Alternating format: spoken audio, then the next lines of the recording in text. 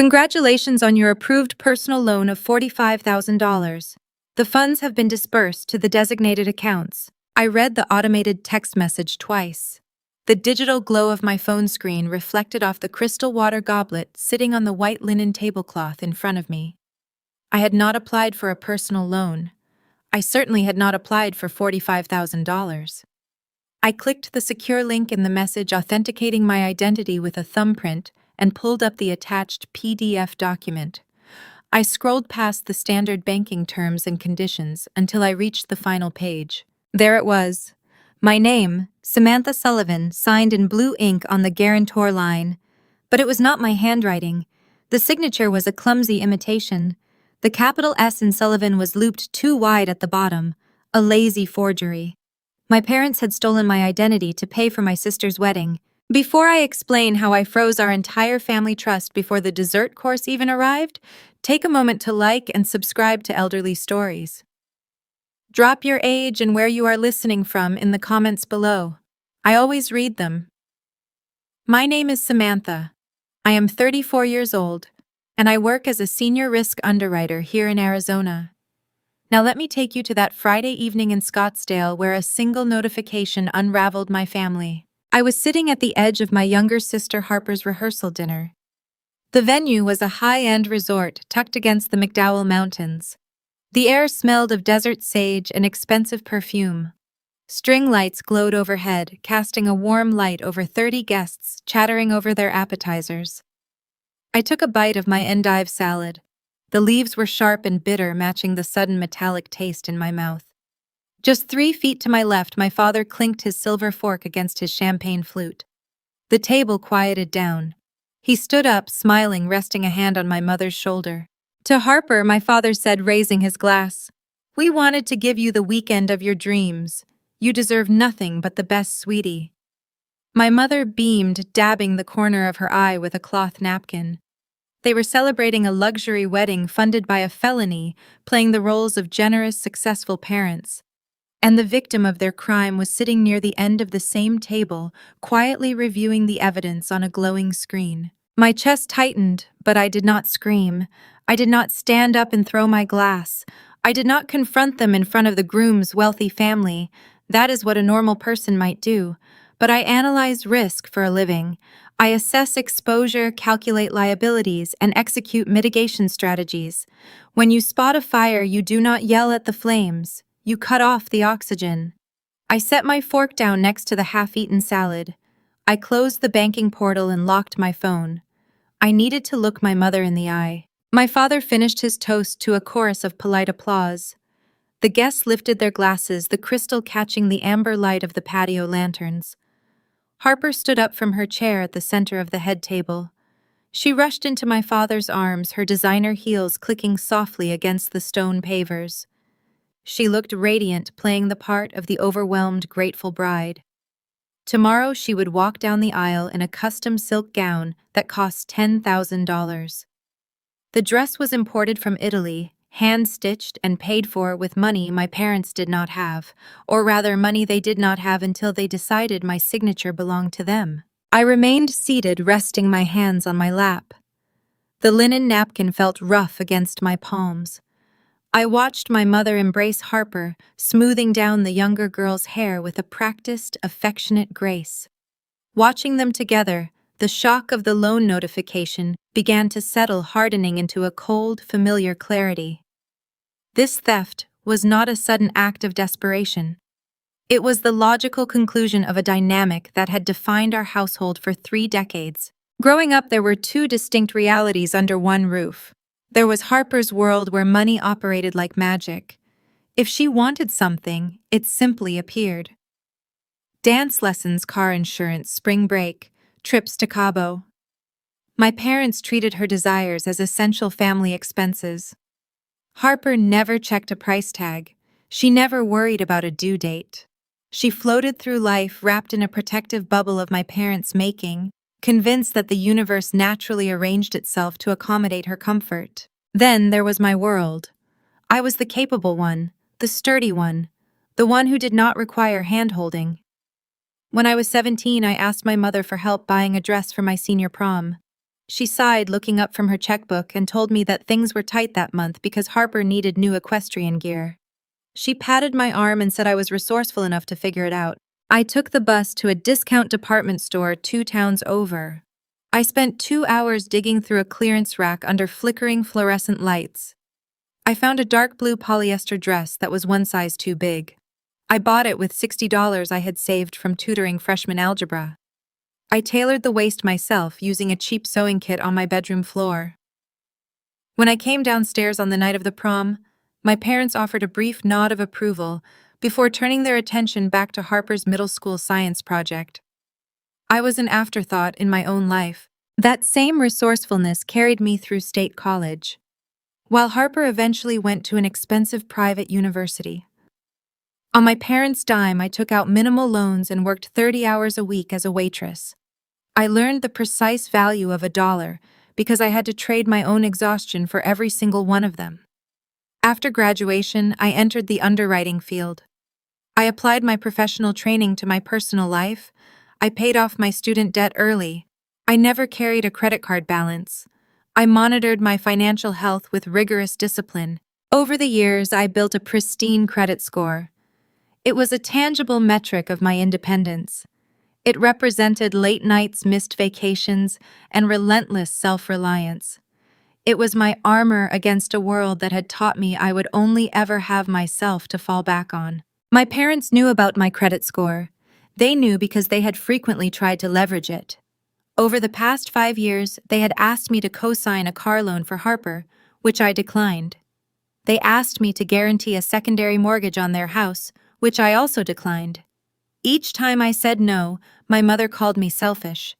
She would spend weeks giving me the silent treatment, weaponizing her affection to punish my boundaries. I always held firm.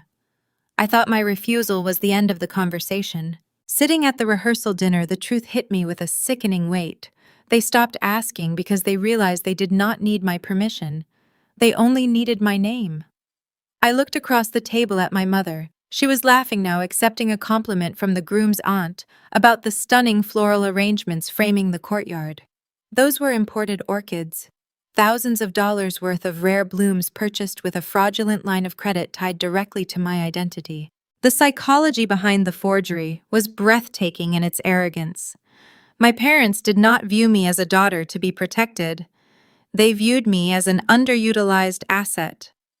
In their minds, Harper deserved a fairy tale wedding, and my pristine credit was simply sitting there doing nothing to contribute to the family's happiness. They justified the identity theft as a simple reallocation of resources. They assumed that if I ever found out, I would react the way I always did when I was younger. They expected me to swallow the unfairness, keep the peace, and avoid causing a scene. They banked on my silence. But they had miscalculated. They were relying on the ghost of a 17-year-old girl who tailored her own clearance rack prom dress in the dark. They forgot that the woman sitting at their table spent 40 hours a week untangling financial fraud, analyzing risk, and dismantling corporate liabilities. The initial sting of betrayal evaporated. The sorrow was replaced by the hyper-focused calm I feel when reviewing a catastrophic insurance claim. There is no room for tears when the numbers are on the table. The damage was $45,000. The exposure was tied to my personal profile. The mitigation strategy required immediate calculated action. I needed a confession, and I needed it on my terms before the bank's fraud department began their official inquiry. A waiter approached our section of the table, offering to refill the water glasses. I placed my hand over my glass, waving him off. I watched my mother closely. She checked her gold wristwatch, whispered something to my father, and pushed her chair back. She offered a polite, practiced smile to the table, announcing she was going to slip away to the restroom to freshen her lipstick before the main course was served. This was the opening. I waited exactly 30 seconds after she disappeared around the corner of the stucco hallway. The courtyard was loud, filled with the clatter of silverware and the buzz of wedding small talk. Harper was busy posing for a photo with her bridesmaids. My father was locked in conversation with the caterer. Nobody noticed me stand up. Nobody saw me smooth the front of my dark green dress. I picked up my small clutch purse, leaving my phone tucked securely inside. I did not need the digital proof anymore. The forged signature was burned into my memory, a permanent record of what my family truly thought of me. I walked away from the glow of the rehearsal dinner, stepping into the quiet, dim corridor leading into the resort lobby. The heavy wooden door of the women's lounge swung shut behind my mother. I reached out and caught the brass handle before the latch could click. I took a slow, deep breath, letting the final traces of the compliant daughter fade away. I pushed the door open, stepping onto the cold marble floor. The heavy wooden door glided shut, sealing off the laughter and the clinking glasses of the outdoor courtyard. The resort restroom felt less like a public facility and more like an exclusive private sanctuary. Polished travertine tiles spanned the floor, reflecting the warm glow of frosted sconce lighting. A large crystal vase filled with fresh white lilies sat on a sweeping marble island in the center of the room, saturating the chilled air with a thick, sweet fragrance. There was no one else around. The quiet was immediate and heavy. My mother stood at the expansive vanity, her posture rigid and practiced. She was humming a soft, unrecognizable melody while examining her reflection in the gilded mirror. Her dark hair was styled into a flawless twist, and her emerald evening gown draped elegantly over her frame. She reached into her beaded clutch and pulled out a gold metallic tube. I stopped a few feet behind her. My reflection appeared in the glass, a stark contrast to her polished perfection. I wore my plain dark green dress, my expression flat, my hands resting loosely at my sides. "I just received a digital alert from my bank," I said. My voice was calm, pitched just loud enough to cut through her humming. A $45,000 personal loan was approved and disbursed under my name 30 minutes ago. My mother did not jump. She did not drop her purse. She did not even turn around to face me. Instead, she met my eyes in the mirror. A brief flash of annoyance crossed her features, the kind of mild irritation a person displays when a waiter brings the wrong side dish. "Oh," she murmured, uncapping the gold tube. "They processed it already. That is good. Your father was worried the funds would not clear in time for the final vendor payments tomorrow morning. You know how banks can drag their feet on weekends." She spoke with staggering casualness. There was no denial. There was no frantic attempt to cover her tracks or explain away a misunderstanding. She simply acknowledged the theft as a logistical victory. The sheer audacity of her response hung in the sweet-smelling air. "You forged my signature on a financial document," I said, maintaining my clinical tone. "You and Dad committed identity theft to finance a party." My mother clicked her tongue, an unmistakable sound of maternal disapproval. She brought the tube to her mouth and began tracing her lower lip with an expensive, dark, berry-colored lipstick. The smooth, deliberate motion of her hand was mesmerizing in its cruelty. "Do not use such ugly words, Samantha," she scolded, pressing her lips together to distribute the color. "Identity theft. Forgery. You sound like a television lawyer. It is family business. We are merely borrowing your excellent credit rating for a short period. Your father's business accounts are tied up in inventory right now, and the wedding planners demanded cash up front for the upgrades. We had no other choice." "You had the choice to ask me," I replied. She scoffed, snapping the gold cap back onto the lipstick.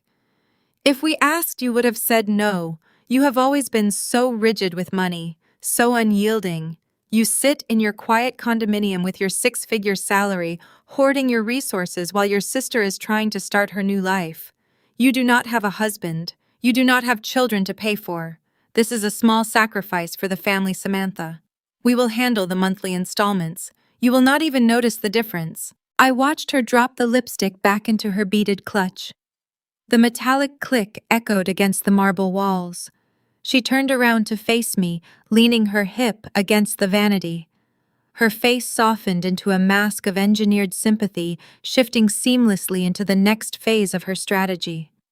The emotional manipulation was a script she had perfected over decades. "Harper deserves a beautiful weekend," she said, lowering her voice into a soothing, collaborative register. "She has been under so much stress planning this event. She wants everything to be perfect for the photographs. If you march out there and make a scene over some temporary paperwork, you will ruin her special day. You will break your sister's heart. Are you really willing to destroy this family over a technicality?" In the past, that specific tone would have worked. When I was younger, the threat of ruining an event, the accusation of being the difficult child, would force me to swallow my objections. I would retreat, apologize for being unreasonable, and absorb the collateral damage to keep the peace. My mother expected that exact pattern to play out right now. She expected my silence to signify surrender. She anticipated that the crushing weight of familial duty would paralyze me just as it always had. But she was not speaking to an insecure teenager anymore. She was speaking to a senior risk underwriter. I analyzed the mechanics of her justification. "We will handle the monthly installments." It was a hollow promise. I knew their financial reality far better than they realized. My father's supply business had been struggling with inventory delays for 18 months. My mother's spending habits had never adjusted to the shrinking profit margins. They were highly leveraged floating lifestyle expenses on high-interest credit cards. The chance of them servicing a $45,000 unsecured loan without defaulting was statistically non-existent.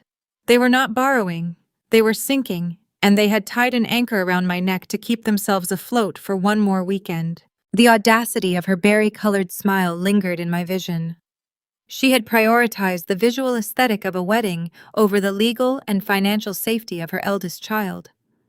The cognitive dissonance required to execute such a betrayal and then casually apply makeup in a mirror was profound. It was not just careless, it was predatory. I looked at the crystal vase of white lilies. The scent was suddenly overpowering, cloying, and desperate, like the facade my parents were projecting to the wealthy in-laws outside. They were pretending to be a family of boundless means, funding a charade with a felony. In my profession, when a client presents a risk profile built on fraudulent data, you do not debate the morality of their choices.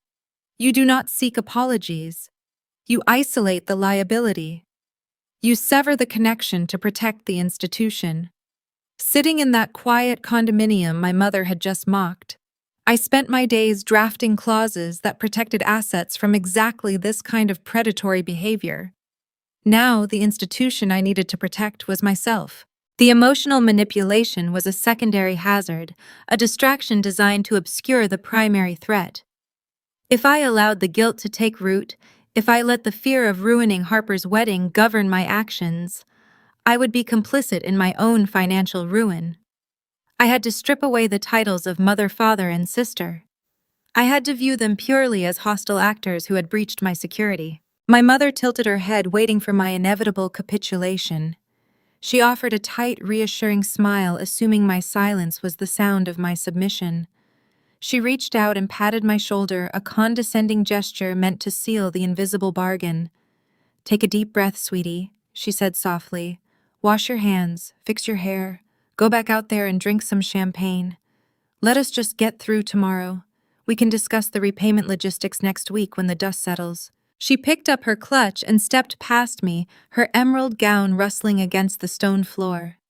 She was walking away, confident she had managed the situation, confident she had successfully trapped me in her web of guilt and obligation. I did not turn to watch her leave. I looked straight ahead at my own reflection in the vanity mirror. My eyes were clear. My pulse was remarkably steady. The fire of the initial shock had burned out, leaving nothing but cold, hardened ash. I did not feel the urge to argue. I did not feel the need to beg her to understand my perspective. Arguing requires a fundamental belief that the other person values your boundaries. My mother had just demonstrated unequivocally that she did not. "Enjoy the dinner," I said. The words were quiet, devoid of any measurable emotion. They hung in the air behind her. My mother paused with her hand on the brass door handle. She glanced back over her shoulder, a brief flicker of uncertainty crossing her face. My lack of tears, my lack of an emotional outburst was a deviation from her expected script. But she quickly dismissed the anomaly, eager to return to her audience in the courtyard. "Thank you, Samantha," she replied, pushing the heavy door open. "Be out in a minute. They are about to serve the filet." The door swung shut, leaving me alone in the fragrant, chilled air of the restroom. The unresolved tension vibrated through the room. My mother believed she had won. She believed she had secured her $45,000 prize without consequence. But as I stood there evaluating the tactical landscape of my family's finances, I realized she had made a fatal error. She forgot that I knew the exact architecture of her accounts. I knew exactly where to strike, and I was going to do it in total silence. I pushed open the heavy wooden door of the restroom and turned left, moving away from the lively courtyard. I needed space. I needed the quiet of the desert. I walked down a dimly lit terracotta corridor until I reached a side exit. Pushing through the glass doors, I stepped into the warm Arizona evening air. The heat had baked into the pavement all day and now radiated upward, carrying the distinct scent of dry earth and blooming mesquite. I found a secluded corner near a decorative fountain and leaned my shoulders against the rough stucco wall. The sound of trickling water masked the distant laughter of the wedding guests. I retrieved my phone from my small clutch purse. The screen illuminated the shadows around me. I bypassed my text messages and navigated directly to my secure banking application, requiring a double authentication to access my encrypted files. I pulled up the loan approval document, once more zooming in on the final page. My training took over, filtering out the betrayal and focusing entirely on the ink. I studied the forged signature with the objective scrutiny of an auditor. It was a remarkably sloppy imitation. The pen pressure was entirely wrong, indicating hesitation. But the most glaring error was the capital letter S in my last name. My genuine signature features a sharp-angled top and a narrow bottom loop, a byproduct of signing hundreds of risk assessment forms under tight deadlines. This fake signature contained a wide, lazy, rounded loop at the base. It looked like a child attempting cursive. My mother had likely traced an old holiday greeting card or a forgotten birthday check. She failed to comprehend that financial institutions utilize automated verification software capable of flagging such crude discrepancies, though clearly this particular lender had rushed the approval process to secure a high premium. I swiped to the preceding pages of the contract, scanning the dense paragraphs of boilerplate text. I needed to understand the exact structure of this liability. Personal loans usually require extensive credit checks, income verification, and days of processing. This approval had occurred in a matter of hours. There was a specific reason for that speed. My eyes traced the routing numbers and the underwriter notes attached to the file. The breath caught in my throat, not from panic, but from the sheer magnitude of their stupidity. The $45,000 was not a standard unsecured personal loan. It was a portfolio line of credit tethered directly to the Sullivan Family Trust. My late grandfather established this financial vehicle a decade before he passed away. He was a pragmatic man who ran a successful regional logistics company. He drove the same reliable pickup truck for 15 years and despised ostentatious displays of wealth. He saw right through my parents and their endless pursuit of country club status. When he drafted his estate plans, he ensured his accumulated wealth would not be squandered on luxury vehicles or exotic vacations. He structured the trust to distribute modest, controlled annual dividends. More importantly, he appointed me as the legal co-trustee on my 21st birthday. He bypassed his own son, my father, recognizing my innate fiscal responsibility.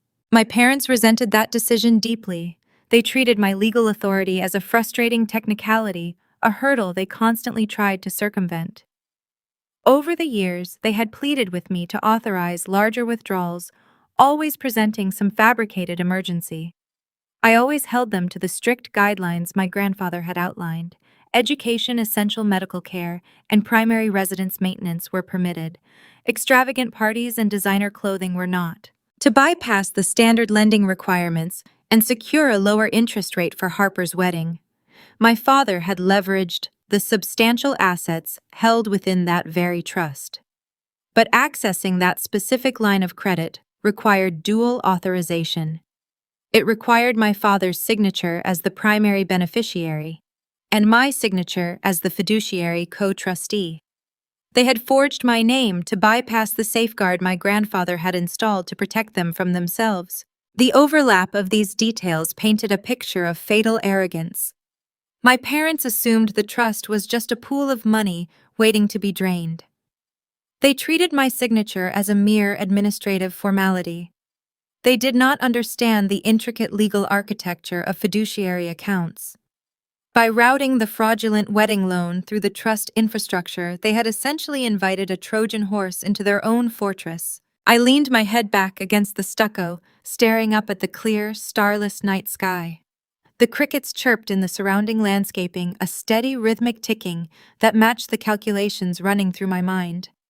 I was no longer an unappreciated daughter forced into wearing tailored clearance rack dresses. I was an underwriter reviewing a compromised portfolio. My parents had stolen my identity, yes, but in their rush to pay for imported orchids and custom silk gowns, they had unknowingly handed me the exact key required to dismantle their entire charade. In the financial sector, a compromised trust is a severe liability.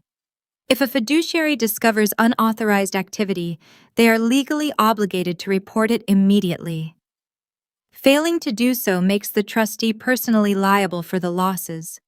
My parents expected me to cover for them. They expected me to swallow the crime and absorb the debt to preserve the illusion of a perfect family.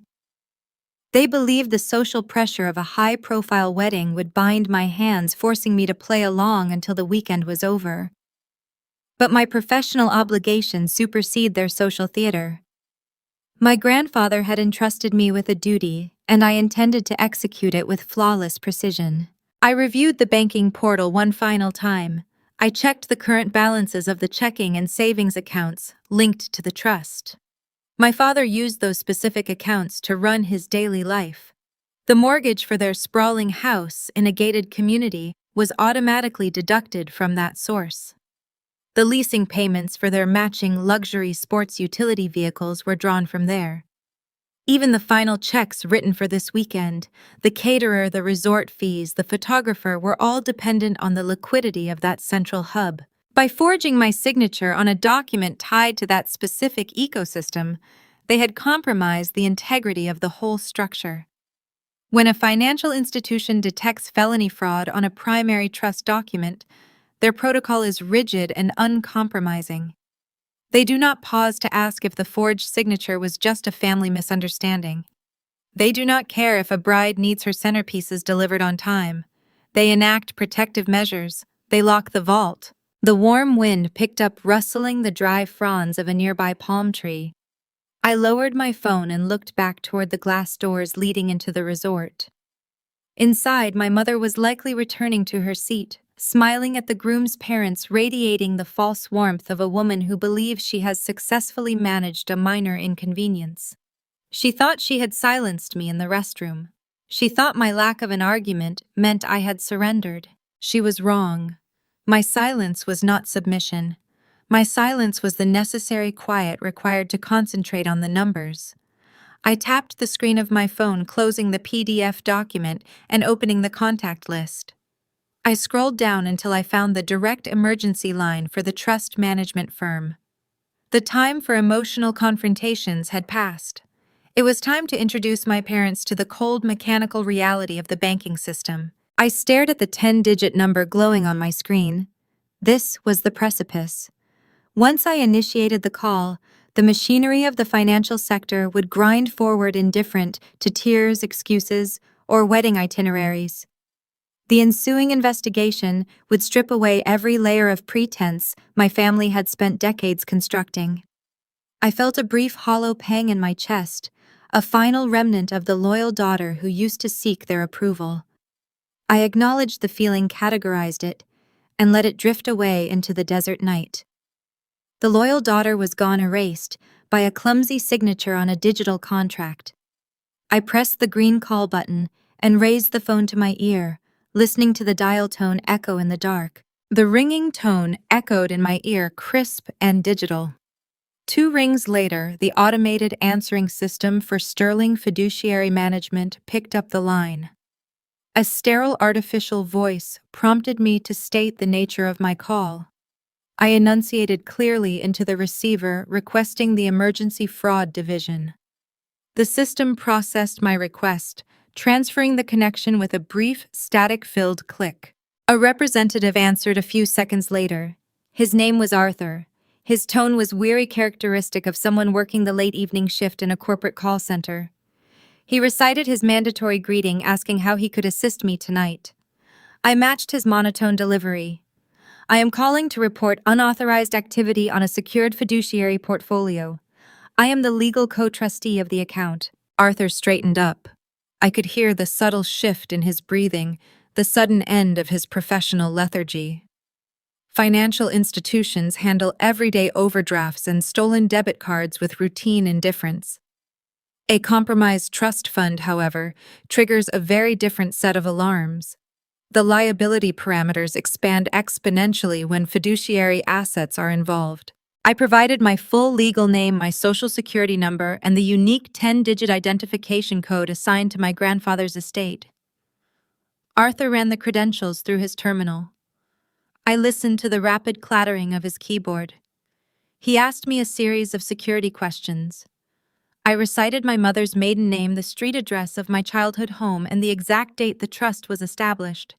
He confirmed my identity and my legal authority over the ledger. "How can I help you regarding this portfolio, Miss Sullivan?" he asked.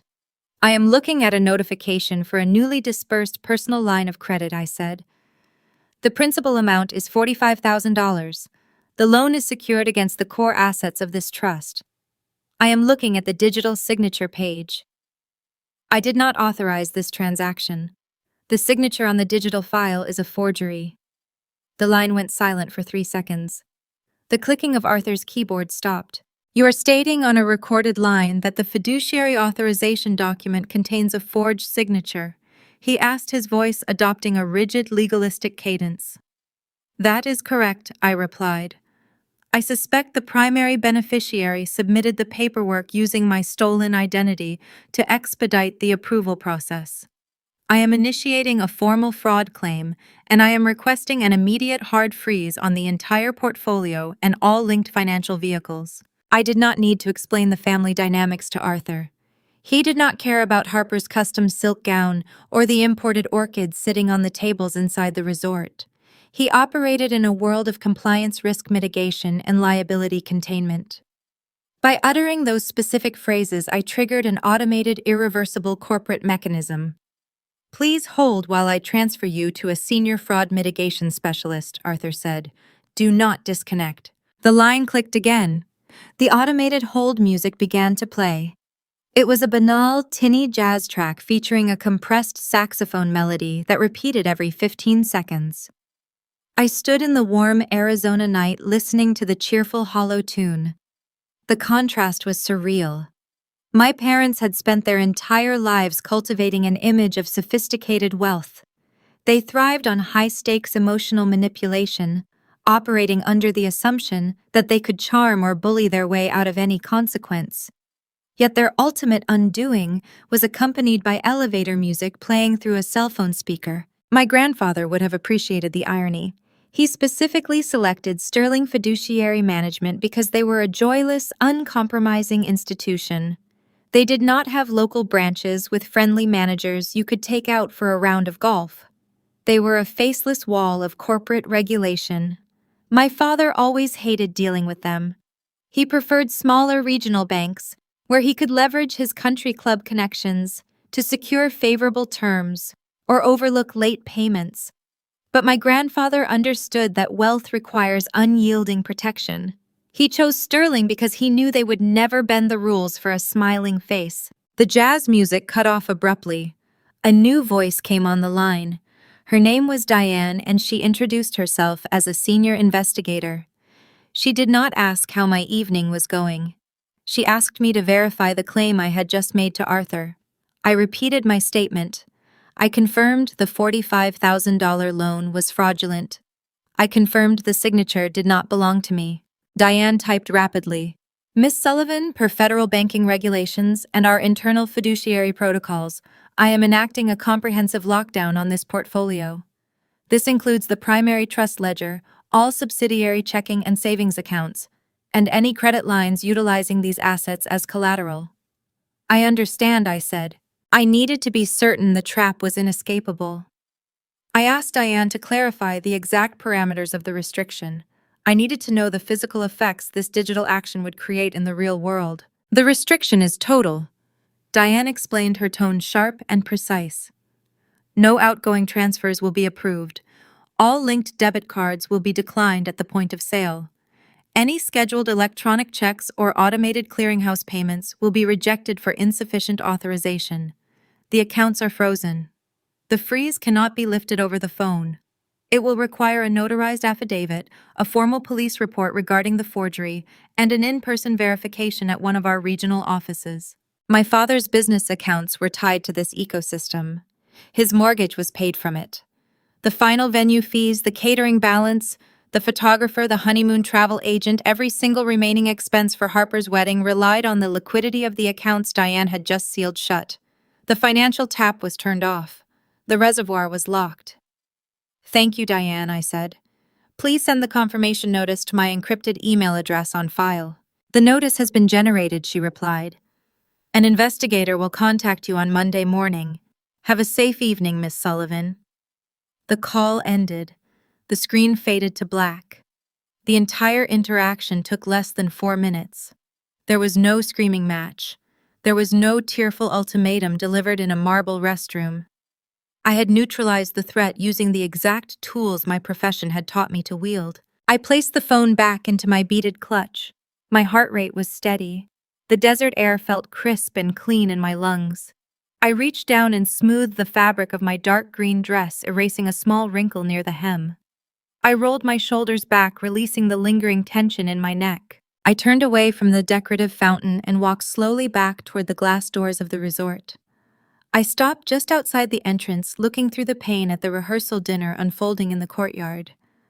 The guests were laughing, holding their wine glasses, basking in the glow of the string lights. I found my mother in the crowd. She was sitting next to my father, smiling brightly as a waiter placed a plate of roasted vegetables in front of her. She looked triumphant. She believed she had successfully managed her difficult daughter. She believed her secret was safe buried under the pressure of societal expectations and family loyalty. She did not know the foundation beneath her chair had just evaporated. She did not know her credit cards were now useless pieces of plastic. She did not know the checks she handed to the wedding vendors were destined to bounce. I placed my hand on the brass handle of the glass door. The trap was set. The invisible wire was pulled tight across the path. All I had to do was return to my seat, take a sip of sparkling water, and wait for them to trip over it. I pushed the door open and stepped back into the light. I slipped back into my chair just as the banquet staff began clearing the main course plates. The porcelain clattered softly against the silver trays. The air hummed with the relaxed, low-frequency chatter of satisfied guests. Nobody noticed my return. The center of gravity at the table remained fixed firmly on Harper. She sat beside her fiancé, radiating the specific polished glow of a bride who believes the universe exists solely to cater to her whims. I picked up my water goblet. Condensation beaded against the crystal. I took a slow sip. The sparkling water was crisp, sharp, and grounding. I looked across the table at my mother. Barbara was deep in conversation with the groom's mother, laughing at some mild joke projecting the effortless grace of a wealthy matriarch. Her emerald gown caught the light from the overhead lanterns. She glanced in my direction for a fraction of a second. A brief triumphant smirk touched the corner of her painted mouth before she turned away. She thought her restroom lecture had worked. She assumed my quiet posture was the familiar shape of defeat. The dramatic irony of the moment hung over the table like a heavy desert storm cloud, invisible to everyone but me. They were celebrating their success, raising glasses funded by a crime resting on a financial foundation that no longer existed. Harper tapped her manicured fingernail against the rim of her champagne flute. The high-pitched ring sliced through the ambient noise, demanding immediate attention. The conversations around the table faded. All eyes turned to the golden child. "I just have to say something," Harper announced, her voice breathless and theatrical. She reached out and grabbed her fiancé's hand, holding it up so her engagement ring caught the ambient light. "We have been keeping a tiny secret about the honeymoon, but I am too excited to hold it in anymore. We upgraded our travel package. We are spending 2 weeks in an overwater villa in the Maldives." A chorus of exaggerated gasps and congratulatory murmurs erupted from the guests. The groom's relatives nodded in approval, clearly impressed by the extravagant destination.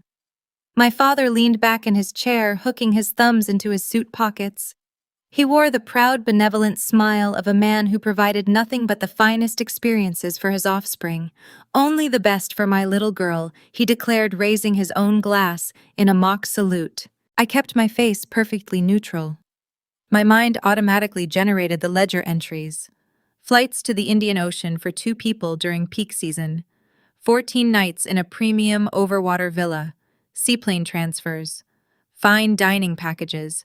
The total cost easily exceeded $20,000. Harper was bragging about a luxury vacation I was unknowingly financing through a fraudulent line of credit. The very loan my mother had justified as a necessary evil for the wedding weekend was actually funding a tropical getaway. This sense of bottomless entitlement was not new.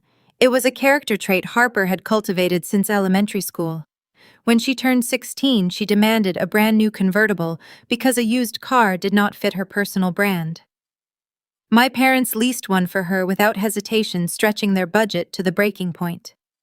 Meanwhile, I spent my teenage summers working double shifts at a local diner, saving tip money in a shoebox under my bed to buy a 10-year-old sedan with a failing transmission. They conditioned her to believe that financial limits were merely suggestions, obstacles meant to be bypassed by someone else's labor. Now she was a grown woman, still expecting the world to be handed to her on a silver platter. And my parents were still facilitating the delusion, even if it meant committing a felony against their other daughter. Harper leaned across the table, her eyes locking onto mine. The minor conflict sparked instantly. She could never stand it when someone failed to participate in her worship. My silence grated against her need for constant validation. "Aren't you excited for us, Samantha?" she asked, her tone dripping with a sugary, condescending sweetness. "I know you rarely take time off work. You should see the photos of the resort.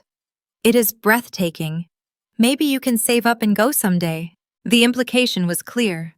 She was the successful, cherished bride embarking on a glamorous journey, and I was the drab, joyless spinster chained to a desk.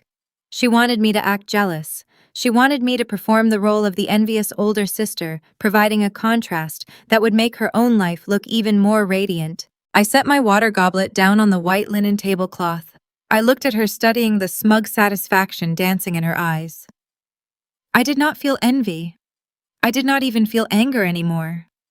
I felt the clinical, detached curiosity of an auditor watching a failing company boast about their quarterly projections right before the bankruptcy filing becomes public. "It sounds very expensive," I replied.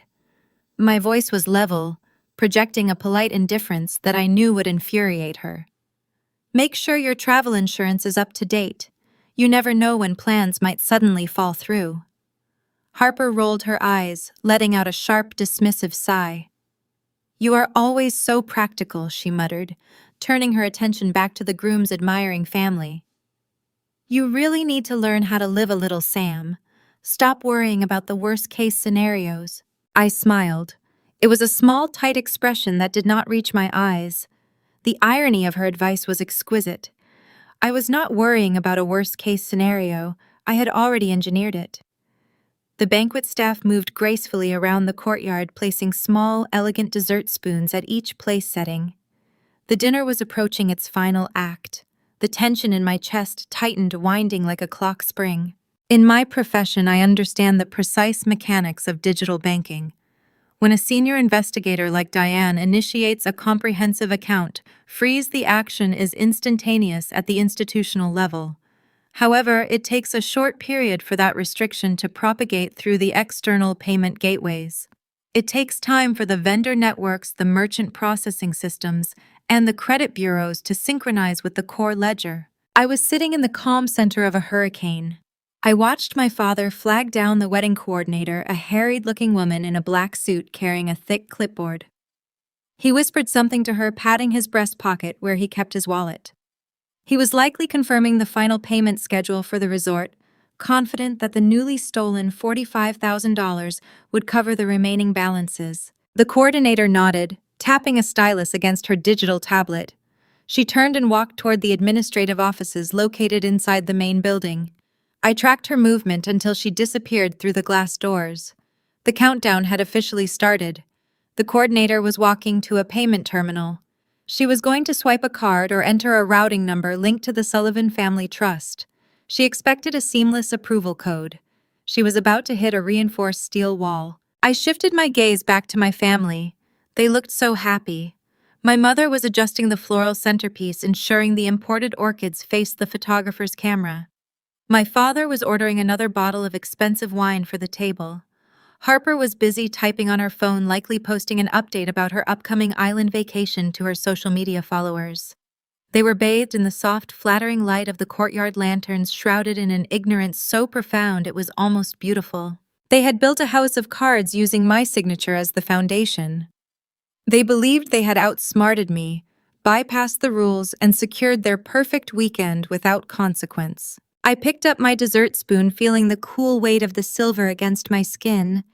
I did not need to raise my voice or cause a scene, I just needed to wait. The machinery of the financial sector was already in motion. The data packets were colliding. The authorization requests were failing. The digital trap had snapped shut, and the shockwave was racing through the fiber optic cables, heading straight for our table. I focused on the steady rhythm of my own breathing, anticipating the exact moment the illusion would shatter. The banquet staff began circulating through the courtyard, carrying wide silver trays loaded with the final course of the evening. The string quartet shifted their repertoire, transitioning into a soft, melodic classical piece designed to encourage quiet conversation. The air grew cooler as the desert night deepened, bringing relief from the residual daytime heat. Our end of the table had settled into a comfortable, self-satisfied lull. My father, Richard, lived for this specific portion of an event.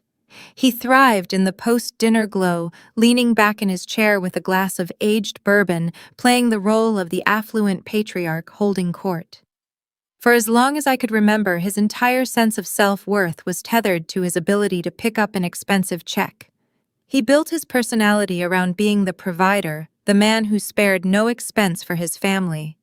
This relentless need to project wealth often drove our household to the brink of disaster, forcing him to shuffle debts, delay critical payments, and eventually forge signatures just to maintain the illusion of endless capital. Currently, he was leaning across the white linen tablecloth, spinning a fabricated story about his golf handicap to Harper's new father-in-law. A sharp, vibrating hum interrupted his punchline. His smartphone, resting near his bread plate, lit up with an incoming call. The screen flashed brightly against the dim lighting. I could clearly read the caller identification from my seat. It was the wedding coordinator. My father picked the device up with a casual, practiced smirk, apologizing to his captive audience for the brief interruption. He answered the call using his signature booming voice, projecting unshakable confidence. "Hello, Sandra," he greeted warmly. "Is everything set for tomorrow morning?" I watched his posture closely. The transformation was instantaneous and severe. The confident smirk vanished, replaced by a rigid, hollow stare. The broad shoulders that had been propping up his tailored suit jacket slumped forward. His booming voice reduced to a frantic, breathless whisper. "Declined." He hissed into the receiver, shielding his mouth with his free hand. "What do you mean the transaction was declined? Run the routing numbers again." At that exact moment, a young waiter in a crisp white shirt stepped up to my father's right side. The server held a porcelain dish of crème brûlée, the caramelized sugar crust catching the amber lantern light. As my father hissed into the phone, the waiter froze mid-step, hovering the elegant dessert just inches above the table surface. The server's eyes darted between the plate and my father's ashen face, visibly uncertain if he should interrupt the sudden, palpable crisis.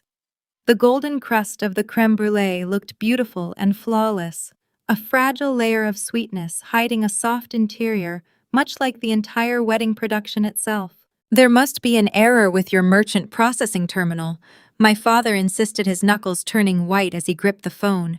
"That specific account has more than enough liquidity to cover $25,000. I personally authorized the final Sedona venue fee this morning. Run the secondary card on file." The social theaters surrounding us began to fracture. The groom's parents paused their polite conversation, exchanging a cautious glance. Harper stopped tapping on her phone, her brow furrowing in deep confusion. The private financial rot my parents had concealed for months was now bleeding directly into the public space. My mother leaned over her emerald gown, rustling against the chair. She touched my father's arm, her eyes wide with unasked questions, sensing the sudden shift in the atmosphere. My father listened to the coordinator for another 5 seconds before forcing a strained artificial chuckle. He lowered the phone and looked around the table, performing desperately for the wealthy in-laws sitting across from him. These automated banking algorithms, he announced, projecting a false, light-hearted exasperation. You try to pay for a luxury venue out of state, and the fraud prevention software triggers a security lock. Such an inconvenience. Please, everyone, enjoy your dessert. I just need to step away and make a quick call to my private banker to clear this minor hurdle up. He stood up so fast his chair scraped harshly against the stone pavers, drawing the attention of several nearby tables. He did not wait for a response or a reassuring nod from his audience. He turned and walked briskly toward the administrative lobby of the resort, holding the phone tightly against his ear. His gait was uneven, lacking his usual arrogant swagger. He looked like a man walking into a dark tunnel without a flashlight. I remained seated, keeping my posture entirely relaxed. The young waiter finally lowered the creme brulee down to my father's empty place setting, then moved to my side to serve my portion. I thanked the server quietly. I picked up my silver spoon and tapped the caramelized crust. It cracked with a satisfying, sharp sound, fracturing into perfect shards. I took a slow, deliberate bite. The custard was cold, rich, and impeccably sweet. My father was currently marching toward an impenetrable brick wall. He believed he was dealing with a standard fraud alert, a routine inconvenience he could resolve by answering a few security questions and verifying his zip code. He did not know the security protocol had been escalated to a full fiduciary lockdown. He did not know the bank required the CO trustee's explicit notarized authorization to lift the restriction. He was going to dial the emergency customer service number, provide his credentials, and hit a dead end. Richard Sullivan always believed the rules applied to other people. When his supply business faced tax audits a decade ago, he blamed his accountants rather than his own reckless deductions. When he missed mortgage payments, he blamed the banking industry for inflexible grace periods. He lived in a state of perpetual victimization, convinced the world owed him leniency because of his charming demeanor. He taught Harper this exact same philosophy, instructing her that consequences were meant to be negotiated away. But you cannot negotiate with a federal compliance freeze initiated by a legal fiduciary. The bank investigator does not care about your golf handicap, your social standing, or your daughter's impending ceremony. Back at the table, an uncomfortable silence settled over our section. Harper pushed her dessert plate away, her appetite suddenly vanishing. She picked up her smartphone, her thumbs flying across the digital keyboard, likely texting the coordinator for immediate updates. Her meticulously planned fairy tale was cracking at the foundation. "Mom, what is going on?" Harper demanded in a harsh whisper. "Sandra needs that payment cleared tonight. If the transaction fails, the Sedona venue manager will not let the florist access the ballroom tomorrow morning. The centerpieces have to be installed by 8 o'clock. My mother smoothed her napkin over her lap, maintaining her poised exterior for the benefit of the groom's parents, but I could easily spot the subtle tremor in her hands. "It is just a clerical error, Harper," she replied, her voice tight and clipped. "Your father handles these corporate banking issues every single day. Eat your dessert. Everything will be flawless tomorrow." She was lying to her daughter, and she was lying to herself. My mother caught my eye across the table. For a fleeting second, the poised facade dropped, and she shot me a look of pure, unadulterated panic. She knew about the forged loan. She knew their checking accounts were precariously low. But she had not yet connected the dots between my quiet demeanor in the restroom and the catastrophic failure of their payment system. She still thought I was the obedient, silent daughter who would never dare disrupt the family peace. She assumed this was incredibly bad luck. The string quartet shifted to a faster, more lively tempo, unintentionally mocking the grim reality settling over our end of the courtyard. My father had been gone for 10 minutes. A simple fraud alert takes 3 minutes to resolve. 10 minutes meant he was arguing with a shift supervisor. 10 minutes meant the customer service representative was reading a scripted legal response, informing him that the portfolio was frozen, pending a felony forgery investigation. 10 minutes meant the sheer terror was finally washing over him as he realized the institution knew about the false signature. I took another slow bite of my custard, savoring the rich vanilla bean flavor. The first domino had tumbled forward, striking the next with flawless precision. The rest were lined up perfectly, ready to collapse the entire fraudulent structure my parents had built. When my father returned from that lobby, the real reckoning would begin. The minutes ticked by, marked only by the cheerful tempo of the string quartet playing near the courtyard fountain. The banquet staff cleared the remaining dinner plates, replacing them with small cups of dark espresso and crystal glasses of port wine. The warm Arizona breeze carried the scent of roasted coffee and sweet desert blooms. My father emerged from the dimly lit terracotta corridor. He did not possess his usual swagger. His shoulders sagged, stripping away the carefully curated illusion of the wealthy patriarch.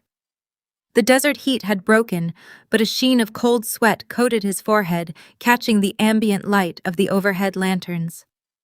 He reached up with a trembling hand, gripping the knot of his expensive silver silk tie. He tugged it downward, loosening the fabric, as if the stiff collar of his dress shirt was suddenly choking him. He looked physically ill, his skin drained of its ruddy color, leaving behind a pale ashen gray. He collapsed into his seat. The heavy wooden chair scraped against the stone pavers, a harsh, grating sound that drew a curious glance from the groom's mother. Helen Caldwell, a woman of old wealth and quiet observation, paused her conversation, her gaze resting briefly on my father's disheveled appearance. Richard forced his mouth into a rigid, unnatural smile, attempting to project ease for the benefit of the in-laws sitting across the table. He picked up his water goblet, but his fingers shook so noticeably that the ice clinked a frantic rhythm against the crystal. He set the glass down without taking a sip, realizing his loss of fine motor control was betraying his panic. My father had spent his entire career talking his way out of tight corners. He was a master of the charismatic pivot.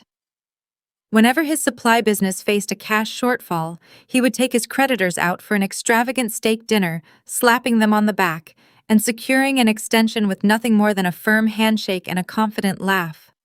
He operated on the fundamental belief that rules were flexible, provided you knew how to manipulate the person enforcing them. He treated obligations as mere suggestions. But tonight he had encountered a rigid corporate bureaucracy that did not care about his firm handshake or his country club demeanor. The fraud investigator on the other end of the phone had undoubtedly informed him that his charm was useless. The fiduciary portfolio was sealed. A felony had been recorded, and only the legal CO trustee could reverse the lockdown. He leaned in toward my mother first. He placed his hand on her shoulder, leaning his face close to her ear. I could not hear his exact words over the ambient chatter, but I watched the immediate devastating effect they produced. Barbara recoiled, her spine snapping straight against the back of her chair. The color drained from her lips, rendering her expensive berry lipstick a stark painted slash across a ghost-white face. Her eyes darted toward me wide with a sudden, horrifying realization. The pieces had finally clicked together in her mind. My quiet, detached demeanor in the restroom was not an act of submission. It was the calm before an execution. She realized the digital alert I mentioned was not a harmless notification. It was the trigger to a bomb she had unknowingly wired herself. Richard then shifted his focus to me. He leaned across the narrow space separating our chairs. The scent of aged bourbon and sharp, panicked sweat washed over my senses. He kept his voice lowered, restricted to a harsh, desperate hiss, mindful of the wealthy Caldwells sitting just 3 feet away. "Call them," he whispered. His jaw clenched so tight, the muscles in his cheek twitched beneath his pale skin. "Call the Sterling emergency line right now. Tell them it was a misunderstanding. Tell them you authorized the signature. You have to lift the freeze, Samantha." He did not ask what happened. He did not deny the crime. The bank representative had clearly explained the exact nature of the restriction, citing the reported identity theft and my specific overriding intervention. He was cornered, stripped of his plausible deniability, and his immediate reflex was to issue a demand. Despite the catastrophic failure of his scheme, he still viewed me as a subordinate, a tool to be wielded to fix his mistakes. I turned my head slowly, meeting his frantic, bloodshot gaze. I did not shrink away from his proximity. I studied the deep lines of stress etched around his eyes. He looked small, fragile, and entirely powerless. The Sedona venue needs that final $25,000 by midnight, or they cancel our access to the ballroom, he continued, his voice trembling with suppressed panic. The caterers, the florist, Harper's honeymoon travel agent, every single account is locked. My business cards are declining. You are destroying your sister's wedding. Pick up your phone and fix this before everything falls apart. This was the minor conflict, the desperate attempt to reassert dominance through paternal authority. In any other setting, under the privacy of his own roof, he would have shouted. He would have slammed his fist against the table and demanded obedience. But we were sitting at a lavish rehearsal dinner, surrounded by influential guests and a prospective family he desperately needed to impress. He was trapped in a social cage of his own making, immobilized by his own vanity. I employed the quiet power I had cultivated over years of professional risk management. I did not blink. I kept my expression entirely void of sympathy, anger, or fear. I looked into his eyes, projecting the cold, mechanical reality of the institution he had tried to defraud. I do not authorize fraud. Dad, I stated. My tone was flat, conversational, and final. The words hung in the narrow space between us, sharp and impenetrable. He flinched as if I had struck him across the face. His mouth opened, but no sound emerged. He searched my eyes for any sign of the obedient daughter who used to empty her meager savings account to help pay for his late utility bills, the girl who wore clearance rack dresses so her sister could take riding lessons. He found nothing but a void. That girl was gone, erased by a clumsy signature on a digital contract. You stole my identity, I continued, keeping my voice pitched low, ensuring the words remained a private, devastating exchange between the three of us. You leveraged a fiduciary trust to finance a party. The bank has enacted their federal compliance protocols. The investigation is out of my hands. I suggest you figure out how to pay your vendors without using my name. My mother let out a small, stifled gasp, pressing her cloth napkin against her mouth to swallow the sound. She looked at my father, her eyes pleading for a solution he did not possess. The pacing of their internal panic was rapid, a spiraling loss of control happening in real time beneath the surface of a polite social gathering. They were caught in an impossible paradox. To force my hand, they would have to cause a public spectacle. They would have to stand up, scream, and demand my compliance in front of 30 distinguished guests. They would have to expose their financial ruin and their criminal behavior to Harper's new in-laws, obliterating the very social standing they had committed a felony to protect. Or they could remain seated, maintain their fake smiles, and sit in terrifying, suffocating silence while their daughter's fairy tale wedding quietly disintegrated around them. They chose the silence. My father slowly leaned back into his chair. He looked broken, a puppet with its strings abruptly cut. He stared blankly at his untouched dessert, his chest rising and falling in shallow, uneven breaths. The illusion of the affluent patriarch had been shattered, leaving behind a terrified man who had run out of other people's money. My mother stared down at her lap, her hands gripping the edges of the white linen tablecloth, so tightly her knuckles blanched, trapped in a prison woven from her own lies. Harper, oblivious to the quiet execution that had just occurred 3 seats away, laughed loudly at a comment made by one of her bridesmaids. Her joyous, ringing laughter echoed across the courtyard, a jarring contrast to the funeral atmosphere enveloping our end of the table. She lifted her champagne flute, taking another sip, entirely unaware that the opulent world she expected to wake up to tomorrow morning had already collapsed into dust. I picked up my silver spoon, returning my attention to the crème brûlée. I broke off another piece of the caramelized sugar, savoring the rich, flawless taste. The rehearsal dinner would end shortly. The guests would return to their luxury suites, expecting a seamless, lavish ceremony the following day. But the morning would bring a very different reality. The sun would rise over the red rocks of Sedona, illuminating unpaid invoices, locked doors, and furious vendors. The financial drought was officially underway, and the thirst was going to be excruciating. The sun crested the towering red rock formations of Sedona, casting long, sharp shadows across the manicured lawns of the resort. The morning air was crisp, carrying the scent of pine and dry dust. From the balcony of my second-floor suite, the landscape looked ancient and unbothered. The natural serenity stood in stark opposition to the frantic human disaster unraveling directly below my window. I stood at the railing holding a ceramic cup of black coffee.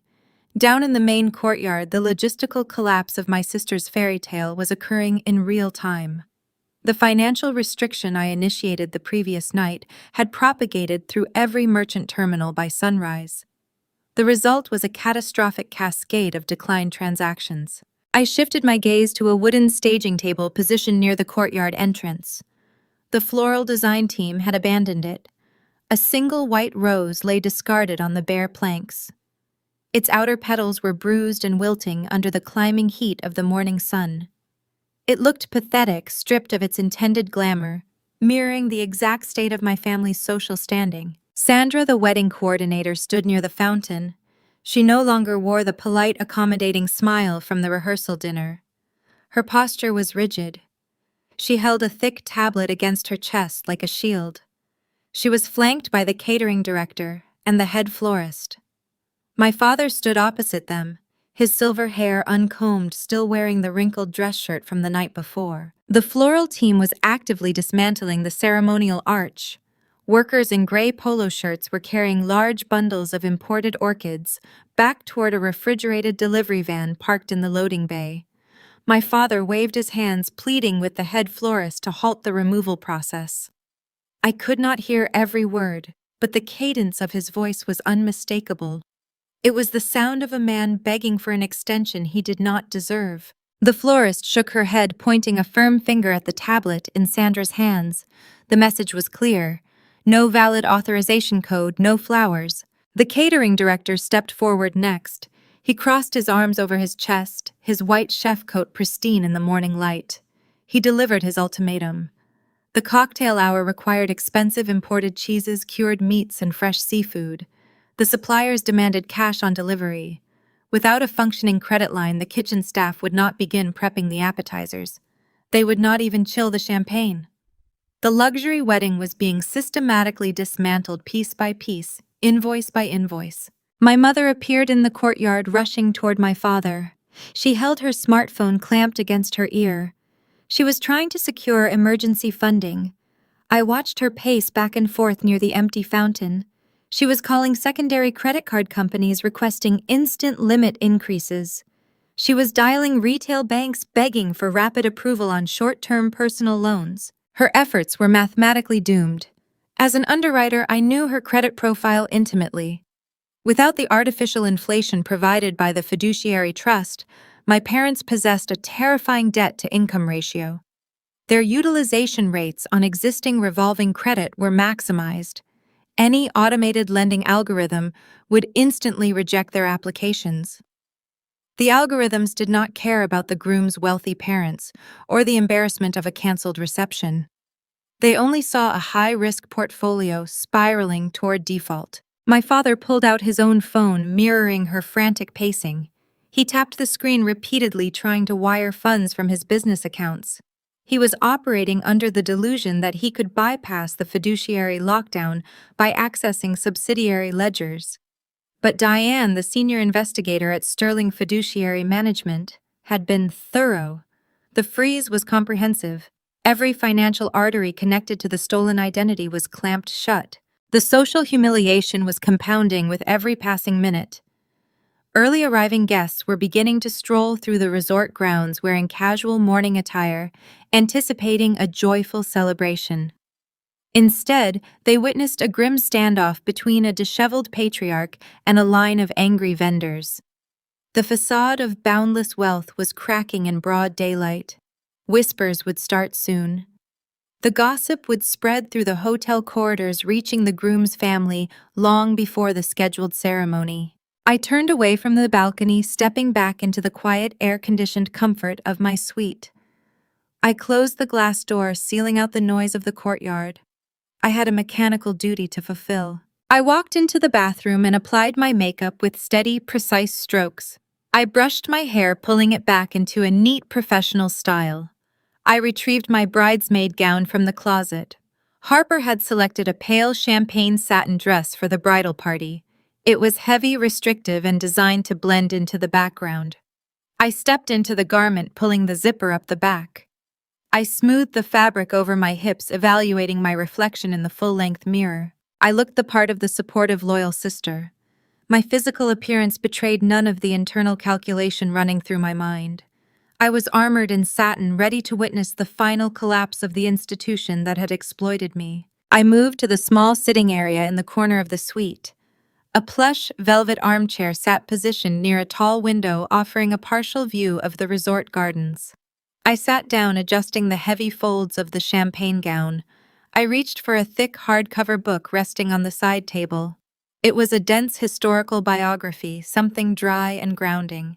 I opened to my bookmarked page, placing the ribbon marker on the armrest. I began to read. The text was intricate, detailing the economic policies of a bygone era. I focused on the structure of the sentences, letting the quiet rhythm of the printed words anchor my thoughts. I did not check my phone. I did not peek out the window to monitor the ongoing disaster. The risk mitigation strategy had been executed. The consequences were now running their natural course. There was nothing left for me to manage. Outside the thick wooden door of my suite, the hotel hallway remained deceptively silent for the first hour. But as the morning dragged on, the ambient sounds of the resort began to shift. The polite murmur of housekeeping carts was replaced by the hurried, frantic footsteps of wedding planners rushing between rooms. The muffled voices leaking through the walls grew sharper, carrying the distinct pitch of escalating panic. My parents were running out of time. The ceremony was scheduled for 2 o'clock in the afternoon. It was currently 10 in the morning. The window for a miraculous financial rescue had closed. The vendors were packing their equipment.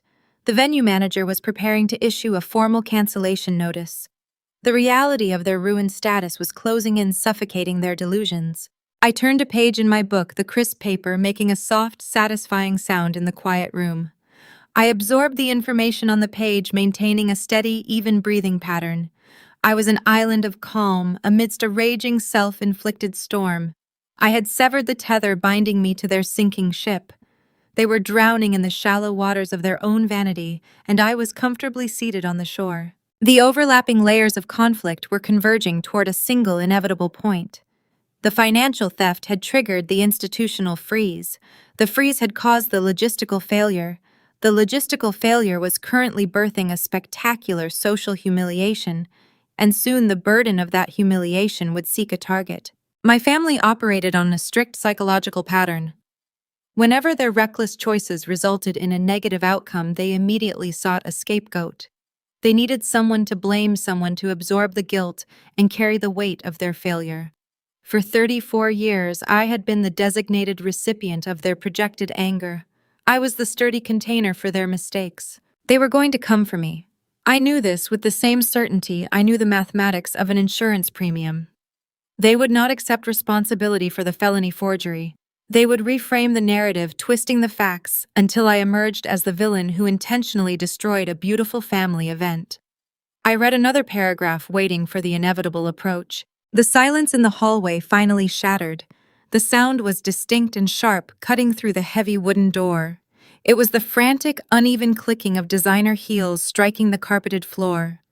The footsteps were moving fast, lacking any semblance of grace or composure. They were fueled by pure, unadulterated rage. The footsteps halted abruptly outside my suite. A heavy, desperate fist pounded against the wood. The sound echoed through my quiet room, vibrating against the walls.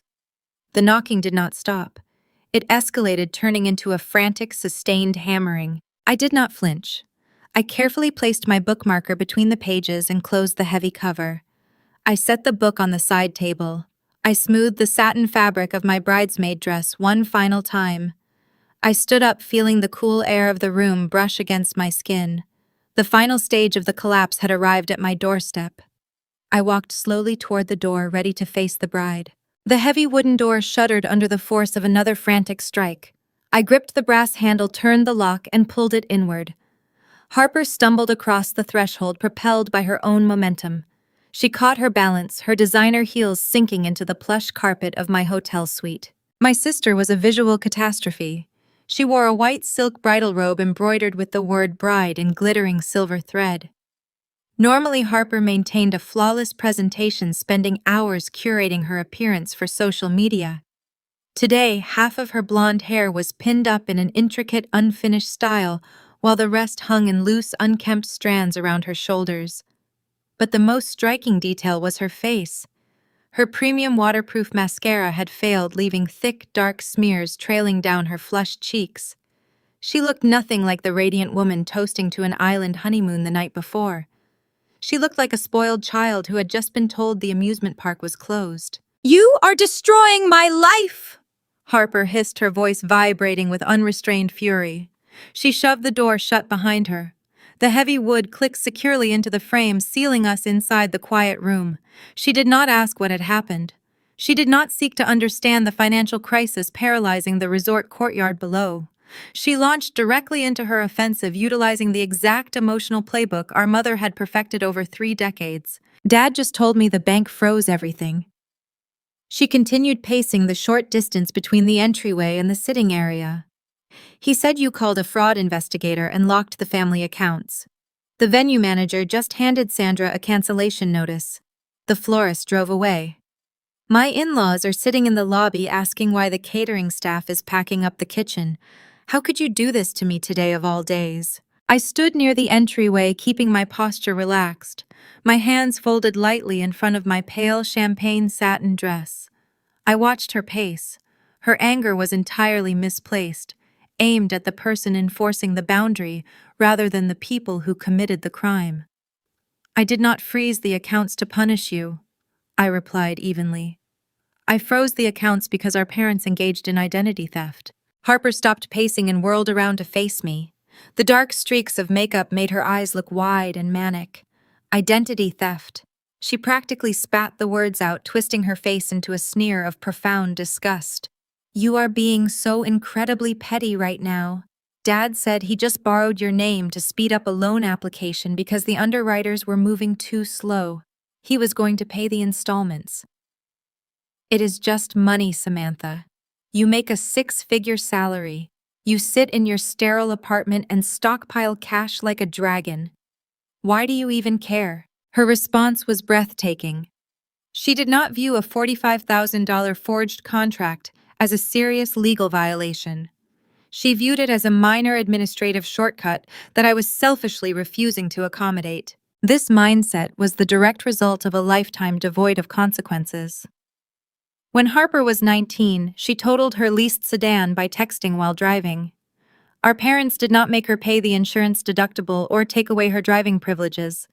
They simply leased her a newer, more expensive vehicle the very next week, assuring her the accident was not her fault. They insulated her from the reality of cause and effect, teaching her that any problem could be erased if you simply ignored the rules and spent enough capital. She had internalized that lesson perfectly. She honestly believed I was the villain for refusing to absorb the financial blow of her fairy tale wedding. "You are jealous," Harper declared, her voice rising in pitch as she attempted to shift the narrative. She stepped closer, invading my personal space, pointing a manicured finger at my chest. "You have always been jealous of me. You are miserable and alone, so you decided to ruin the happiest day of my life over a technicality.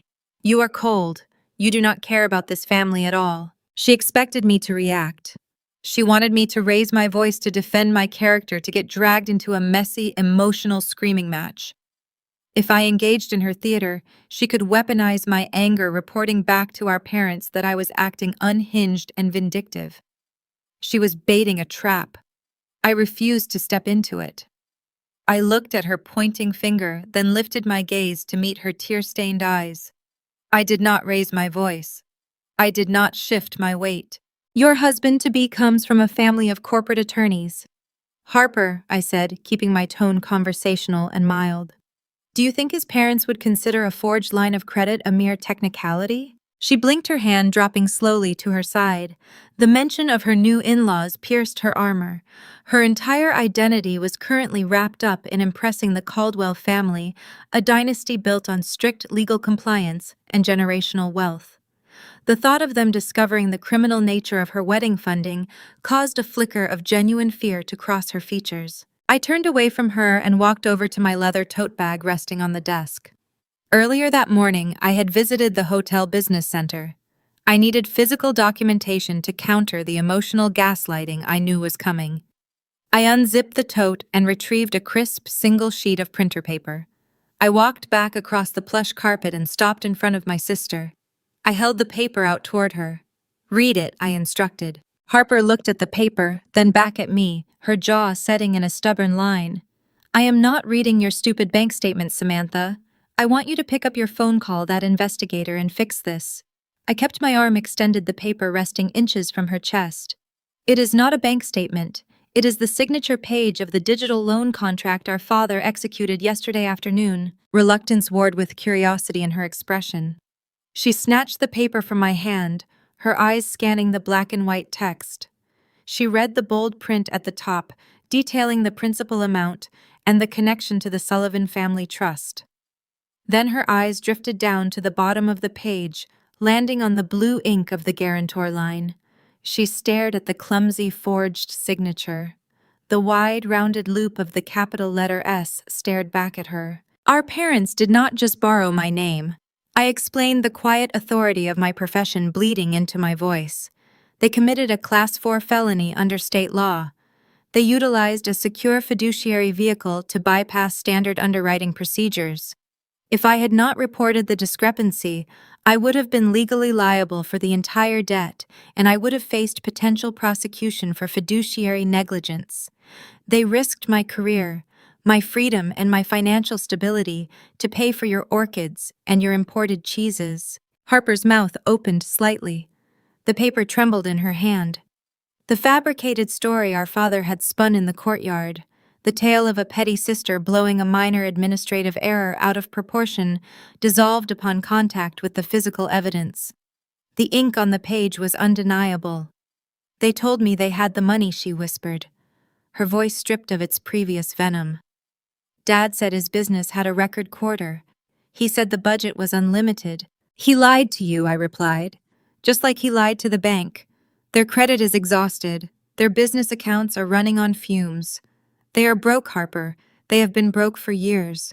They funded your lifestyle by floating debts they could never repay. And when the well finally ran dry, they decided to steal from me." She looked up from the document. The smeared mascara around her eyes made her look haunted. The sheer gravity of the situation was finally penetrating the thick walls of her self-centered bubble. She was realizing that the luxurious life she felt entitled to was a mirage sustained only by fraud and manipulation. "What happens now?" she asked, the fight draining entirely out of her posture. "The catering staff is leaving." "What happens now is the natural consequence of their actions," I stated calmly. "The wedding will not proceed as planned. The vendors will not provide services without valid payment. The trust will remain frozen until the External Fraud Division concludes their investigation. I will not authorize a single cent to bail them out." Harper stared at me, the paper still trembling in her grip. She was waiting for the softening, the inevitable moment where the older sister steps in to absorb the pain and fix the broken pieces. She was waiting for me to offer a compromise. "Family does not mean functioning as an automated teller machine for criminals," I said, delivering the final decisive blow to her worldview.